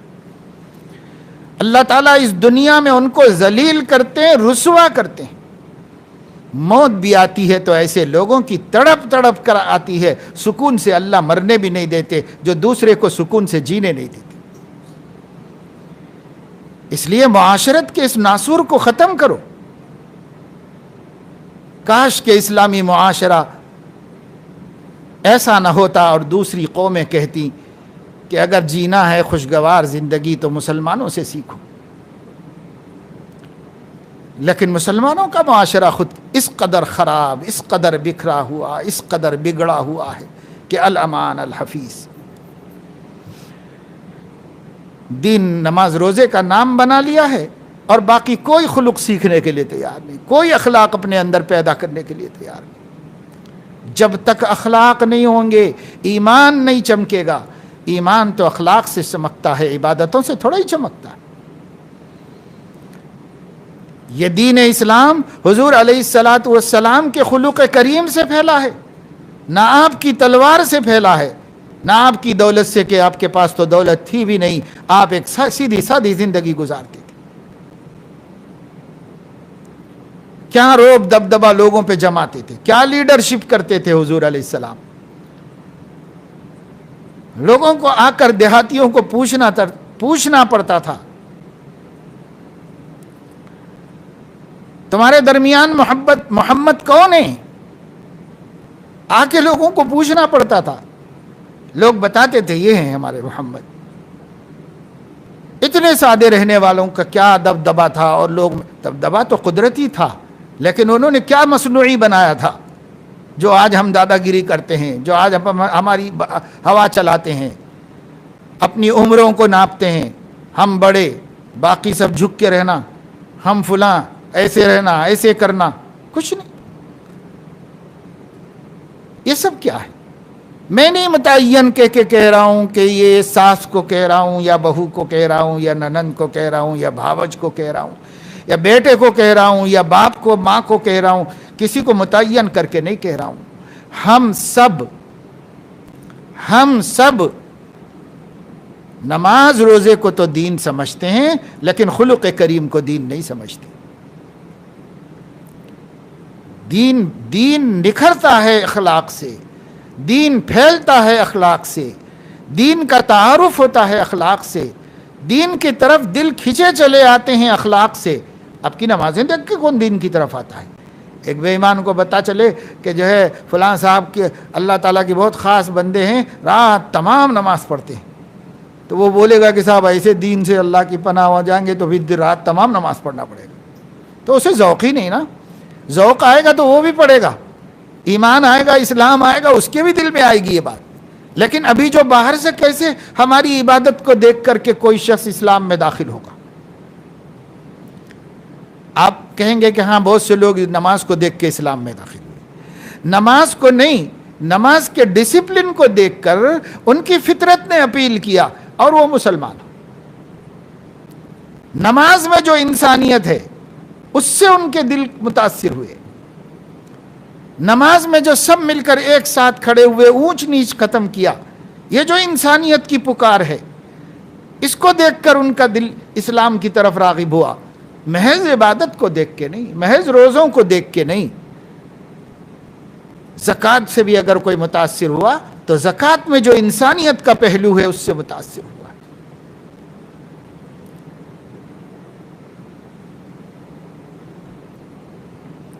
سیدنا محمد الرسول اللہ صلی اللہ علیہ وسلم کے اصحاب کے حالات پڑھیے، ان کے خلق کریم نے لوگوں کے دلوں کو جیت لیے۔ مکہ فتح ہوا، 13 سال تک ستا کے جو نکالے تھے، آج تو ان سب کو ٹھکانے لگا دینا چاہیے تھا، لیکن کیا ارشاد ہوتا ہے، لا تثریب علیکم اليوم اذهبوا وانتم الطلقاء، آج میں کسی سے مواخذہ نہیں کرتا، آج کسی سے مواخذہ نہیں ہے، جاؤ سب کو میں نے بخش دیا اور آزاد کر دیا۔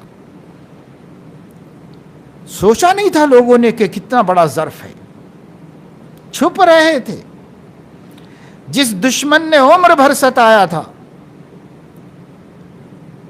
اس کا نام لے کے فرما رہے ہیں، جو بدر میں بڑا لشکر لے کے آیا تھا اور جو نشہ کر کر کے حضور علیہ الصلاۃ والسلام کے اور مسلمانوں کے خلاف اشعار پڑھ رہا تھا، ناچ رہا تھا، آج وہ مغلوب ہے، آج وہ جان بچانے کے لیے پریشان ہے، اور اللہ کے رسول اعلان فرما رہے ہیں، من دخل دار ابی سفیان فہو آمن، جو ابو سفیان کے گھر میں بھی داخل ہو جائے تو میں اس کو امن دے دوں گا۔ ادھر فرمایا جو کعبے میں داخل ہو جائے میں اس کو امن دے دوں گا، اور جو ابو سفیان کے گھر میں داخل ہو جائے اسے امن دے دوں گا۔ سب سے بڑے دوست کے گھر میں داخل ہونے والے کو امن دے دیا، سب سے بڑے دشمن کے گھر میں داخل ہونے والے کو بھی امن دے دیا۔ اللہ اکبر، کیا ٹھکانہ ہے اس خلق کریم کا۔ کل آئے تھے گزشتہ سال، 3 دن کی اجازت دی گئی تھی حرم میں داخل ہونے کی، اللہ کے نبی کو 3 دن کی اجازت دی گئی تھی، اسلحہ رکھ کے آنا، بالکل خالی آنا، اور 3 دن میں جو بھی عمرہ کرنا ہے کر لینا، دعائیں عبادتیں کر لینا، تیسرا دن ہو جائے تو مکہ خالی کر کے باہر نکل جانا۔ شرائط کو مان کر نبی آئے تھے، 3 دن کے لیے آئے تھے، اور اسی 3 دن میں بڑی آرزو تھی کہ کعبے میں داخل ہو۔ کعبے کے متولی کو بلا کر اللہ کا نبی، نبیوں کا امام، 2 جہاں کا بادشاہ، وہ کہہ رہا ہے ذرا کعبۃ اللہ کھول دو، میں 2 رکعت نماز پڑھ لینا چاہتا ہوں، اندر جا کے پڑھنا چاہتا ہوں۔ تو نہیں کھولیں گے ہم، کہ نہیں کھول دو۔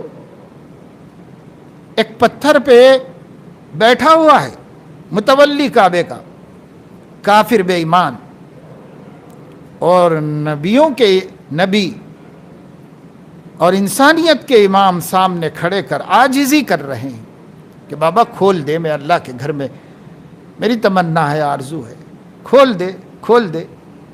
نہیں، آپ کو بھی جلال آتا ہے اور آپ فرماتے ہیں دیکھو کھول دو، اس وقت تمہارا کیا حال ہوگا جب اس جگہ میں بیٹھا ہوا ہوگا اور تم میرے جگہ پہ کھڑے ہوئے ہو۔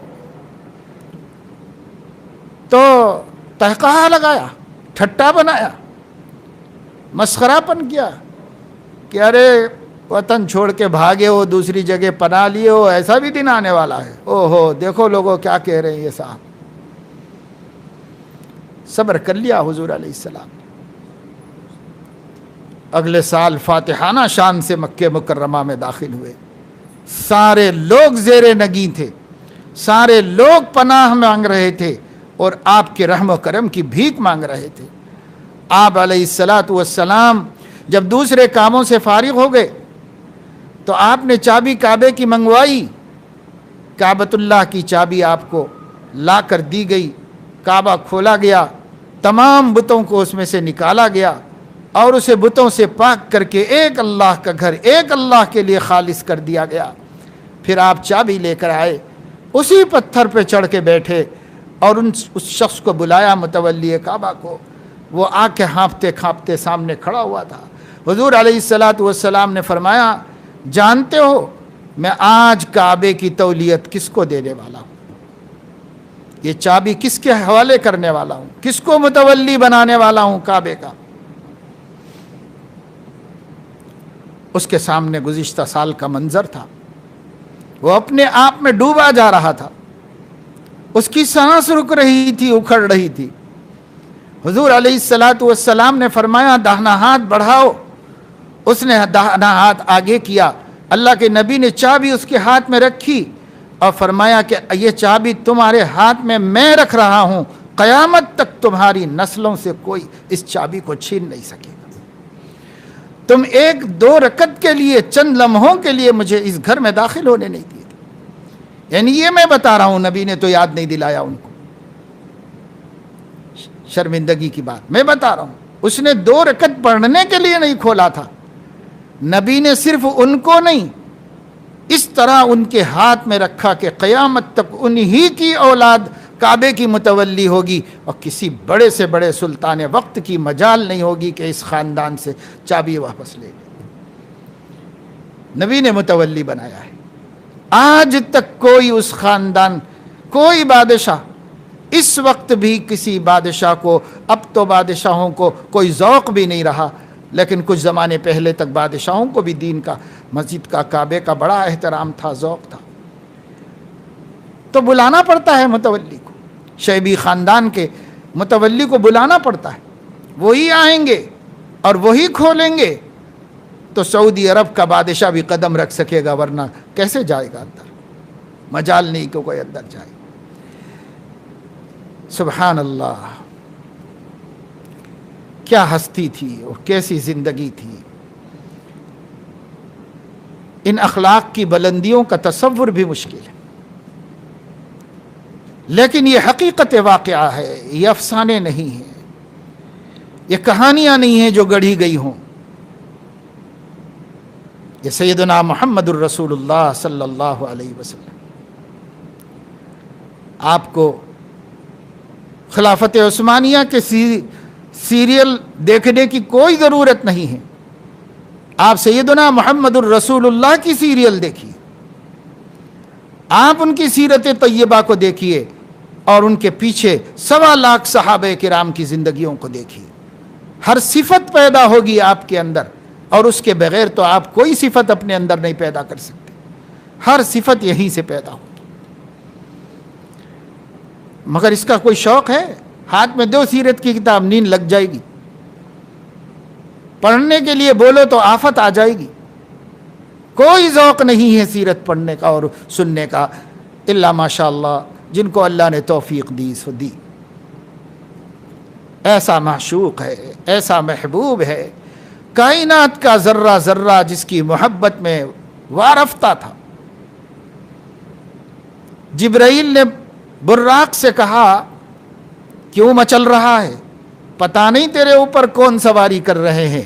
وہ اللہ کے محبوب ہیں اور نبیوں کے امام ہیں۔ تو سیرت کی کتابوں میں ہے کہ بالکل سیدھا کھڑا ہو گیا اور شرم سے پانی پانی ہو گیا۔ ارے ایک جانور نبی کے مقام کو سمجھ سکتا ہے اور ہمارے اوپر کوئی اثر نہیں ہوتا، اور ہمارے اوپر کوئی نبی کے حالات سن کر، ان کا مقام سن کر، ان کے اخلاق، ان کی باتیں، ان کے ڈراوے، حضور علیہ السلام نے یہ لگائی بجائی، یہ جھگڑے، یہ فتنے، یہ لوگوں کی زندگیوں سے کھلواڑ کرنا اپنے نفس کو خوش کرنے کے لیے کیسی کیسی وعیدیں سنائی۔ ہمیں ڈر نہیں لگتا ان وعیدوں کا سامنا کرنے سے؟ حضور نے خبر دی تھی، ابو لہب بھی ڈر گیا تھا جب حضور علیہ الصلاۃ والسلام نے مکہ مکرمہ میں جب ان کے اوپر اوجھڑی رکھی گئی تھی اور جسے سیدہ فاطمہ نے ہٹا دیا تھا، سب سجدے سے سر اٹھائے تو نماز ختم کر کے اللہ سے دعا کی، نام لے لے کر دعا کی، اللہ فلاں کو ہلاک کر، اللہ فلاں کو نمٹ لے، فلاں کو نمٹ لے، فلاں کو نمٹ لے۔ تو جو ان کے اوپر اونٹ کی اوجھڑی رکھ کے لوٹ لوٹ کے ہنس رہے تھے، آج ان کی روحیں نکلی جا رہی تھی اور کہہ رہے تھے انہوں نے بد دعا دے دی، اب ہمارا کوئی ٹھکانہ نہیں۔ تو جان کے دشمن، خون کے پیاسے بھی ان کی زبان کی خبروں پر یقین کرتے تھے۔ آج ہم ایمان لائے ہیں مگر ان کی باتوں سے ڈر نہیں رہے، ان کی خبروں پہ یقین نہیں کر رہے ہیں۔ اگر خوف ہوتا تو ہمارے اخلاق صحیح نہیں ہوتے، ہم کیوں ان بری بری باتوں میں پڑتے، ان گندی زندگیوں میں ہم پڑتے؟ اپنی آخرت کی فکریں کرتے، اپنے بچوں کی تربیت کرتے۔ کتنے کام ہیں گھر میں، اپنے کام چھوڑ کے دوسروں کے گھروں کے چکر میں پڑے ہوئے۔ اپنے گھر میں کتنے کام ہیں، شوہر کو خوش رکھنا ہے، گھر کو سلیقہ مند بنانا ہے، بچوں کی تربیت کرنا ہے، اپنے گھر میں ہزار کام ہیں، اپنے گھر کے کام کرو، آخرت کی فکریں کرو، موت کی تیاری کرو، دوسروں کی کیوں فکروں میں پڑے ہو؟ ہاں، دوسرے کی فکر کرو تو ان کے بھلائی کی فکر کرو، ان کے بھلے کی فکر کرو۔ یہ زندگیاں اجڑ رہی ہیں مسلمانوں کے گھر، یہ سب نا اتفاقیاں، طلاقیں، جھگڑے اور کیا کیا مصیبتیں آ رہی ہیں، سب لگائی بجھائی کی وجہ سے۔ ورنہ اگر میاں بیوی اپنی زندگی اپنے اعتبار سے گزار لے تو اونچ نیچ سب گوارا کر کے کسی بھی طریقے سے نکال لیتے ہیں۔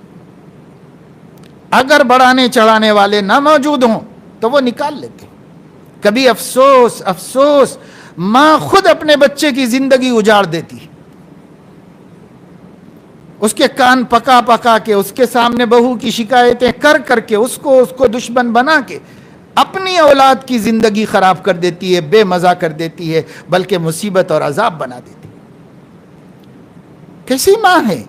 پیٹ میں رکھ کر 9 مہینے پیدا کی اور بچے کو خون دودھ بنا کے پلائی اور بڑا کی، اور آج اس کو خوش نہیں دیکھنا چاہتی، صرف ایک دوسرے کی بیٹی کو ذلیل کرنے کے واسطے اپنے بیٹے کی زندگی برباد کر دیتی۔ افسوس افسوس، اس کے لیے ہم نہیں پیدا ہوئے۔ ہمیں تو ایک بہترین نمونہ بننا چاہیے انسانیت کے واسطے۔ ہم کس کی نسبت رکھتے ہیں؟ ہم کس کی نسبت رکھتے ہیں؟ اس ہستی کے امتی ہیں جس ہستی کی زندگی میں ایک مثال نہیں دی جا سکتی، دوست تو دوست، اپنے تو اپنے، کسی پرائے کو، کسی دشمن کو، کسی خون کے پیاسے کو بھی تکلیف پہنچائی ہو، اس کی مثال نہیں دی جا سکتی۔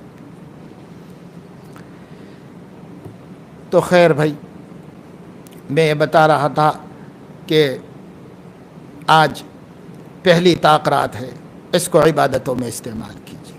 3 باتیں طاق رات کے بارے میں۔ میں تو چونکہ مسلمانوں کے حالات ہمارے سامنے ہیں، آتے رہتے ہیں، اس وجہ سے یہ موضوع نکلا، تو میں نے اس لیے بھی بتا دیا کہ رمضان میں بھی آ رہے ہیں ایسی خبریں، اس لیے یہ بڑی دکھ اور تکلیف کی بات ہے۔ کیا ہمارے نبی کے دل گردے پہ گزرتی ہوگی کہ ایسی ہی امت دیکھنی چاہی تھی انہوں نے، ایسی ہی امت کے لیے رات رات بھر جاگے تھے، ایسی ہی امت کے لیے آنسو بہا بہا کر زمین کو کیچڑ کیا تھا، ایسی ہی امت کے لیے روتے تھے تو ان کی بیوی کو ایسا لگتا تھا کہ جیسے ہانڈی کھول رہی ہو، سینے سے ایسی آواز سر سر کی آتی تھی۔ اس امت کے لیے، ایسی امت دیکھنے کے لیے نبی نے یہ قربانیاں دی تھی۔ ایسی امت بنانے کے لیے ان کے گھر میں 3 چاند گزر گئے اور چولہا نہیں جلا۔ ایسی امت بنانے کے لیے ان کے نواسے فقر و فاقہ کے ساتھ سو گئے، ان کی بیٹی کی چھاتی کی ہڈیاں باہر نکل گئی، اس امت کے واسطے۔ اللہ اکبر، کیا گزرتی ہوگی نبی کے اوپر۔ ذرا سوچو، اچھے امتی بننے کا شوق پیدا کرو، مرد بھی اچھے امتی بنے، عورتیں بھی اچھے امتی بنے، اچھے امتی بنے، نبی کا جی ٹھنڈا کرنے والے، نبی کا کلیجہ ٹھنڈا کرنے والے، نبی کی آنکھیں ٹھنڈی کرنے والے امتی بنے۔ کل قیامت میں ہم ان کے سامنے آئیں تو وہ ہمیں دیکھ کے خوش ہوں اور ہم چھپتے نہ پھریں۔ کل قیامت میں اللہ کے سامنے حاضر ہوں تو اپنے نبی سے شرمانے کی وجہ سے اللہ تعالی ہمارے ساتھ بھی معاملہ غیرت کا فرما لے اور اللہ تعالی ہماری بخشش فرما دے۔ اس لیے اپنے نبی کو خوش کرنے والے اور ان کی بنائی ہوئی زندگی پر ہم اپنی زندگی کی تربیت کرنے والے بن جائیں۔ خود بھی ایسے رہو، اپنے بیٹوں کو بھی ایسا بناؤ، اپنی بیٹیوں کو بھی ایسے بناؤ، اور ان راتوں میں اللہ سے دعائیں کرو۔ ہر طاق رات میں، آج 21ویں ہے، پھر 23ویں، 25ویں، 27ویں، 29ویں، ان 5 میں سے کوئی ایک بھی شب قدر ہو سکتی ہے۔ ہو سکتا ہے آج ہی ہو سکتا ہے اگلی کسی طاق رات کے اندر شب قدر ہو۔ شب قدر بڑی نعمت ہے اور بڑی دولت ہے، اللہ کی طرف سے ہمیں دی گئی ہے۔ پہلے لوگوں کو بڑی عمریں دی گئی تھیں، تو پہلے کے لوگ بڑی بڑی عبادتیں کرتے تھے. جب ان کی خبریں بنی اسرائیل کی سامنے آئیں، صحابہ کے دل چھوٹے ہوئے، نبی کا دل بھی چھوٹا ہوا. اللہ پاک نے شب قدر عطا فرما دی تاکہ اس امت کے نیکوکاروں کی نیکیاں پچھلی امت کے نیکوکاروں کی نیکیوں سے کم نہ رہیں بلکہ اس سے بھی زیادہ ہو جائیں. اس کے لیے بنی اسرائیل کے ایک آدمی کا ذکر آیا صحابہ کرام کے سامنے کہ اس نے اللہ اپنے جسم پر اسلحہ باندھا 1000 برس تک اپنے جسم پر اسلحہ باندھا رہا. یہ خبر آئی، یعنی جہاد کرتا رہا. تو صحابہ نے سوچا ہماری عمریں ہی نہیں ہے 60-70 کی، تو ہم کہاں سے اتنی بڑی عبادت کر سکتے ہیں، تو کر کیسے سکتے ہیں. تعجب بھی ہوا کہ 1000 برس تک تو کیسے کیا ہوگا، 1000 برس تو سمجھ میں آنے والی بات نہیں. تو پھر اللہ تعالیٰ نے یہ سورۃ القدر نازل فرمائی اور فرشتے نے بتایا کہ دیکھیے وہ جو آدمی جس کی عبادت بتائی گئی ہے کہ 1000 برس تک مسلح رہا، تو اس نے شب قدر میں جہاد کیا تھا. تو اس وجہ سے اس کو اتنا ثواب ملا اور اس کو اتنا اجر ملا. یعنی 1000 رات، لیلۃ خیر من الف شہر، 1000 مہینے، 1000 مہینوں کی بات اس طرح صحیح ہو گئی. تو پھر وہ شب قدر ہمیں دی گئی اور عبادت کر لو. 83 برس عبادت کرنے کا اجر و ثواب ملے گا. علماء نے صراحت فرمائی ہے کہ جو شب قدر میں صدقہ کرے گا 83 سال صدقہ کرنے کا اجر ملے گا. جو شب قدر میں نفلیں پڑھے گا 83 برس نفلیں پڑھنے کا ثواب ملے گا. جو شب قدر میں تہجد پڑھے گا 83 سال تک تہجد پڑھنے کا ثواب ملے گا. جو شب قدر میں قرآن پڑھے گا اس کو اتنا قرآن پڑھنے کا ثواب ملے گا. جو بھی خیر کرو، نیکی کرو، شب قدر میں اتنا اجر، اتنا ثواب ملے گا. تو ناقدری مت کرو. ایک حدیث میں آیا ہے کہ حضور اکرم صلی اللہ علیہ وسلم نے فرمایا کہ جو شب قدر سے محروم کر دیا گیا وہ ہر خیر سے محروم کر دیا گیا. من حرم من لیلۃ القدر فقد حرم من الخیر کلہ. ہر خیر سے محروم کیا گیا، ہر بھلائی سے محروم کیا گیا. اور پھر فرمایا وہی شب قدر سے محروم کیا جاتا ہے جو محروم ہے، اسی کو محروم کیا جاتا ہے. اس لیے ہم محروم نہ بنیں. عبادتوں کا اہتمام کیجئے. بہت دن گزر گئے 20، بس تھوڑا سا رمضان رہ گیا ہے. پتہ نہیں زندگی کا کیا بھروسہ. میں نے ابھی 2 دن پہلے کا آپ کو واقعہ بتایا. کس کو پتا تھا، اس بیچارے کو بھی کیا پتا تھا کہ یہ رمضان بھی پورا نہیں کر سکوں گا. کیا پتا تھا اس کو بھی. اور ایسے کتنے گزر رہے ہیں، جگہ جگہ اپنے گزر رہے ہیں. ہمیں بھی کیا پتا ہے. جو ٹائم سامنے ہے، جو دن سامنے ہے، جو رات سامنے ہے، کمائی کر لو. کمائی کا وقت ہے. آخرت بناؤ، اللہ کو راضی کرو، رو گڑ گڑاؤ، مناؤ، اس کے سامنے آنسو بہاؤ اور اس کی رضا کو طلب کرو. اس کے سامنے دعائیں مانگو. اور ہم روئیں گے، گڑ گڑائیں گے گھروں میں، دعائیں مانگیں گے. ہمارے بچے پوچھیں گے ممی کیوں رو رہی ہیں آپ، تو ان کو بتایا جائے گا ہمارے ایک مولا ہیں، ہم ان کو اپنے نافرمانی سے وہ روٹھے ہوئے ہیں تو ہم ان کو منا رہے ہیں. تو بچوں کو سمجھ میں آئے گا ہاں ہمارا ایک مولا ہے. ان کے دلوں میں یہ بات بیٹھے گی اور وہ اپنے مولا کے لیے جینا سیکھیں گے اور اپنے مولا کی رضا. ہم تو کچھ بھی نہیں، کچھ کرتے نہیں گھر میں. اللہ رسول کا کیسے لوگوں کو، ہمارے بچوں کو اللہ رسول کا حال معلوم ہو، اللہ رسول کا رشتہ معلوم ہو، ان کا تعلق کیسے معلوم ہو. تو کریں. یہ کمانے کا وقت ہے. یہ دنیا کا بھی فائدہ ہے، آخرت کا بھی فائدہ ہے. اور اس وقت تو دیکھیے کیسے کیسے حالات ہیں. ابھی میں وہ عالمی ادارے صحت کا بیان پڑھ رہا تھا، تو آج ایک بیان ایسا نظر سے گزرا کہ لوگ تیار رہیں، ہو سکتا ہے کہ یہ وائرس ختم ہی نہ ہو. تو یہ کچھ ایک ایک خبریں آتی جا رہی ہیں اور اس کے بعد فیصلے بھی آتے جا رہے ہیں پیچھے سے. تو مجھے بڑی وہ ہوئی کہ بھئی کیا حالات ہیں اور کہاں تک اللہ ہمیں آزمانے والا ہے. اللہ کرے کہ ایسا نہ ہو، لیکن بہرحال حالات تو دیکھیے نا، کتنے 2 مہینے 2.5 مہینے گزر گئے. یہ کیا، کیسے بیت رہے یہ وقت، اور آگے کیا ہوگا. ابھی لوگوں کے پاس جو کچھ ہے، لوگوں نے اللہ کی توفیق سے سخاوتوں کے ذریعے اپنے کمزور بھائیوں اور اپنے کمزور بہنوں کا کچھ سہارا دینے کی کوشش کی. جب وہ خود بے سہارا ہو جائیں گے تو کس کو سہارا دے سکیں اگر حالات یوں ہی بڑھتے چلے جائیں گے. یہ وقت ہے کہ ہم اللہ سے مانگیں، دعائیں مانگیں، اللہ تعالیٰ سے کہیں کہ اللہ پاک آپ معاف کر دیجئے اور حالات کو بدل دیجئے، ہماری مشکلات کو ختم کر دیجئے، انسانیت پر رحم فرما دیجئے. انسانیت پر آپ رحم نہیں کریں گے تو کوئی رحم کرنے والا نہیں. ان لم تغفر لنا وترحمنا لنکونن من الخاسرین. یہ اللہ تعالیٰ سے ہمیں کہتے رہنا چاہیے. اللہ تعالیٰ اپنے فضل و کرم سے ہمیں توفیق عمل نصیب فرمائے.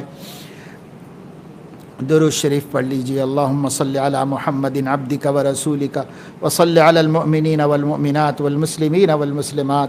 اللہم صلی علی سیدنا مولانا محمد عبدک ورسولک وصلی علی المؤمنین والمؤمنات والمسلمین والمسلمات. اللہم صلی علی محمد وعلی آل محمد کلما ذکرہ الذاکرون وکلما غفل عن ذکرہ الغافلون. اللہم صلی علی محمد وعلی آل محمد بعدد من صلی علیہ وبعدد من لم یصلی علیہ. اے اللہ اپنے کرم سے ہمارے گناہوں کو معاف فرما، ہماری خطاؤں لغزشوں کو درگزر فرما، ہم سب کو صراط مستقیم پر استقامت نصیب فرما. اے مولا کریم ہر خطرے سے، ہر فتنے سے، ہر باطل کی دعوت سے ہماری حفاظت فرما. اے مولا کریم وہ سچا دین جو حضرت محمد صلی اللہ علیہ وسلم لے کر آئے اور جس پر 1,24,000 صحابہ کرام نے 100% زندگی گزار کے دکھایا. اے اللہ جس کو سلف صالحین نے ان سے لیا اور محدثین نے اور فقہا نے اور آپ کے نیک بندوں نے اس کی حفاظت کی، اے اللہ اسی دین پر ہم کو جمائیے، انہی عقیدوں پر ہم کو جمائیے. اے اللہ بعد کے سب فتنوں سے ہماری حفاظت فرمائیے، ہمارے عقیدوں کی حفاظت فرمائیے، ہماری عبادتوں کی حفاظت فرمائیے، ہمارے خیالات کی حفاظت فرمائیے، ہمارے اخلاق کی حفاظت فرمائیے. اے اللہ خلق کریم کی توفیق نصیب فرمائیے. اے مولا آپ کے حبیب نے ہمیں یہ خبر دی اور بار بار خبر دی، آپ کے نزدیک سب سے کامل ایمان والا وہ ہے جس کے سب سے اچھے اخلاق ہوں. اللہ اس کے باوجود ہم اپنے اخلاق اچھے نہیں بنا سکتے، ہمیں اپنے اخلاق اچھے بنانے کی توفیق نصیب فرمائیے. اور یہ بھی یقین دیجئے کہ اچھے اخلاق آپ کے حبیب کے علاوہ کسی کے نہیں ہیں. انہی سے اخلاق سیکھنے کی توفیق عطا فرمائیے اور انہی کے اخلاق پر جمنے کی توفیق عطا فرمائیے. اے مولا کریم ہر خطرے سے، فتنے سے دین کے اور دنیا کی ہماری حفاظت فرمائیے. اللہ حالات بہت خراب ہیں اور مستقبل بہت تاریک ہے، آنے والے دنوں کے لیے کچھ کہا نہیں جا سکتا. اے مولا یہ تیرے بندے ہیں اور تیری رحمتوں کے محتاج ہیں اور تیری نصرت کو ترس رہے ہیں اور تیری توجہ اور عنایت کے منتظر ہیں. اے مولا ایمان والے ہوں یا بے ایمان سب کو اپنا کرم سے اللہ اس مشکل سے آزادی نصیب فرما دیجئے، اس مشکل سے نجات نصیب فرما دیجئے. اللہ ہمیں یقین ہے آپ اگر گرفت کرتے ہیں آپ کی گرفت سے کوئی بچ نہیں سکتا. اللہ آپ جب تک ڈھیل دیتے ہیں آپ کی ڈھیل کی کوئی انتہا نہیں، جب آپ ڈوری کھینچتے ہیں تو پھر کوئی نجات نہیں دے سکتا، اللہ کوئی بچا نہیں سکتا. اے مولا آپ ہی نکال سکتے ہیں ان حالات سے. انسانیت کو نکال لیجئے، آپ کے حبیب کی محبوب امت کو نکال لیجئے. اے مولا پورے عالم اسلام پر رحم فرمائیے اور پوری انسانیت پر رحم فرمائیے. جہاں جہاں تیرے بندے ہاتھ اٹھائے ہوئے ہیں اے اللہ ان سب کی دعاؤں میں ہمارا حصہ فرما دیجئے. اے اللہ آج تیرا حرم سونا سونا ہے. اے اللہ تیرے حبیب کی مسجد میں چند لوگ عبادت کو کھڑے ہوئے ہیں. اے مولا ایسا دن آنے کا کبھی ہم نے سوچا بھی نہیں تھا، لیکن بے شک ہمارے گناہوں نے اور بے شک ہماری غفلتوں نے اے اللہ تو نے بہت مہلت دی، بہت موقع دیا، بہت معاف فرمایا. تو کریم ہے، کریموں کا کریم ہے. اے مولا اور معاف فرما دے. اے اللہ اور معاف فرما دے اور بخشش فرما دے. اے اللہ اور کرم فرما دے. اے اللہ اور رحم فرما دے. اے اللہ ایک پیاسے کتے کو پانی پلانے پر ایک بدکار کو تو نے جنت میں داخل فرمایا۔ اے اللہ اس وقت تیرے محبوب کی امت کے ہزاروں لاکھوں لوگوں نے کروڑوں لوگوں کے پیٹ پالے، اے اللہ ان کے گھروں میں غلہ اناج پہنچایا، ان کے بچوں کو دودھ کا انتظام کیا، ان کی مصیبتوں میں شریک ہوئے، اے مولا یہ بھی آپ ہی کی توفیق سے ہوا۔ اے اللہ اس عمل کو قبول فرما لیجئے، اے اللہ اس عمل کو قبول فرما کہ پوری انسانیت کو مصیبت سے نجات عطا فرما دیجئے، اے اللہ پوری انسانیت کو مصیبت سے نجات عطا فرما دیجئے۔ اے مولا کرم فرمائے، رحم فرمائیے، اے مولا کرم کا، رحم کا، عافیت کا، نصرت کا معاملہ فرمائیے۔ اے اللہ ہم آپ کے بہت محتاج ہیں، ہمیشہ محتاج ہیں، اے اللہ اس وقت تو اور بھی زیادہ محتاج ہیں۔ اللہ ہماری محتاجی کو دور فرما دیجئے، ہماری پریشانیوں کو ختم فرما دیجئے، اپنے احسانات اور انعامات کا شکریہ ادا کرنے کی توفیق عطا فرمائیے۔ اے مولا اپنے گناہوں پر پچھتانے کی توفیق عطا فرمائیے۔ اس دن سے پہلے جس دن پچھتانا بھی کام نہیں آتا، اللہ رونے کی توفیق عطا فرمائیے۔ اس دن سے پہلے جس دن رونا بھی کام نہیں آئے گا، اے اللہ اپنے سامنے جھکنے کی توفیق عطا فرمائیے۔ اس دن سے پہلے جب جھکنا چاہیں گے بھی تو جھک نہیں پائیں گے۔ اے مولا ذلت کی آخرت سے ہماری حفاظت فرمائیے، حشر میں ذلت سے حفاظت فرمائیے، قبر میں ذلت سے حفاظت فرمائیے، پیارے آقا کے سامنے شرمندگی سے حفاظت فرمائیے۔ اے مولا ہمیں بدل جانے کی توفیق عطا فرمائیے، نیک بن جانے کی توفیق عطا فرمائیے، اپنے آقا کی سنتوں پر مر مٹنے والا بنا دیجئے، اپنے آقا کی تعلیمات پر چلنے والا بنا دیجئے۔ اے مولا اس مبارک مہینے کے گزرتے گزرتے اب جو دن رہ گئے، آپ کے آقا کے بارے میں، ہمارے نبی کے بارے میں، ہمارے آقا آپ کے محبوب کے بارے میں، اے اللہ ہم نے یہ بات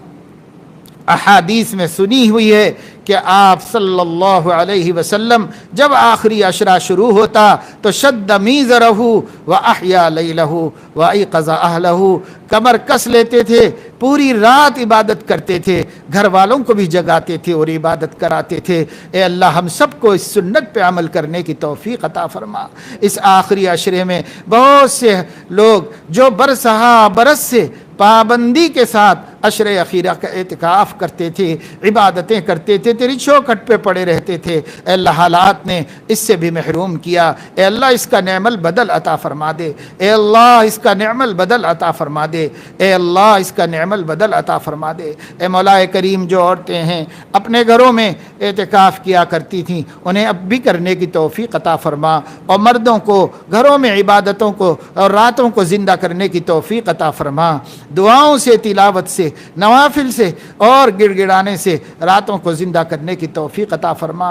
اے اللہ گھر گھر سے اپنے ذکر کی توفیق عطا فرما، گھر گھر میں ذکر کی توفیق عطا فرما، اپنا نام لینے اور اپنا کلمہ پڑھنے کی توفیق عطا فرما۔ سبحان اللہ، الحمدللہ، لا الہ الا اللہ، اللہ اکبر کے نغمے ہر گھر میں گونجنے لگے، اے اللہ اس کی توفیق عطا فرما۔ اے اللہ ان 10 دنوں میں اپنی ایسی تربیت کر لینے کی توفیق عطا فرما کہ پھر کبھی ہم موت تک آپ سے غافل نہ ہو جائیں اور آپ کی محبت سے غافل نہ ہو جائیں اور آپ کی یاد سے غافل نہ ہو جائیں۔ اے مولا اس دنیا کی مصیبتوں کو بھی دور فرما، بیماروں کو شفا نصیب فرما، پریشان حالوں کی پریشانیاں دور فرما، مقروضوں کے قرضے ادا ہونے کی صورتیں پیدا فرما، آپس میں نا اتفاقیاں رکھنے والوں کو اتفاق و محبت و خلوص کی زندگی نصیب فرما۔ اے مولا کریم ایک دوسرے کی تکلیفوں سے ایک دوسرے کو محفوظ فرما۔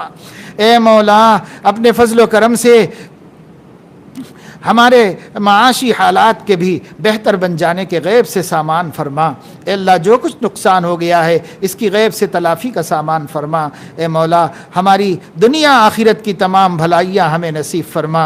اے اللہ ہم سب کی طرف سے ہمارے پیارے آقا سیدنا محمد الرسول اللہ صلی اللہ علیہ وسلم پر بے انتہا رحم و کرم کی بارش فرما۔ اے اللہ ان پر اور ان کی ازواج پر، ان پر اور ان کی اولاد پر، اور ان پر ان کے اصحاب پر بے انتہا رحمت فرما، بے انتہا کرم فرما۔ اے مولا اپنے فضل و کرم سے اے مولا ہمیں ایسی زندگی کی توفیق نصیب فرما جس سے ہمارے محبوب راضی ہو جائیں اور ان کی دل کے دکھ سکھ اور راحت سے تبدیل ہو جائے۔ اے مولا ہماری دعاؤں کو اپنے کرم سے قبول فرما، ہمارے آقا پر بے حساب درود اور صلاۃ و سلام کی بارشیں فرما۔ وصلی اللہ تعالی على خير خلقه سيدنا وحبيبنا وقرة أعيننا محمد وعلى آله وأهل بيته وصحبه أجمعين سبحان ربك رب العزة عما يصفون وسلام على المرسلين والحمد لله رب العالمين.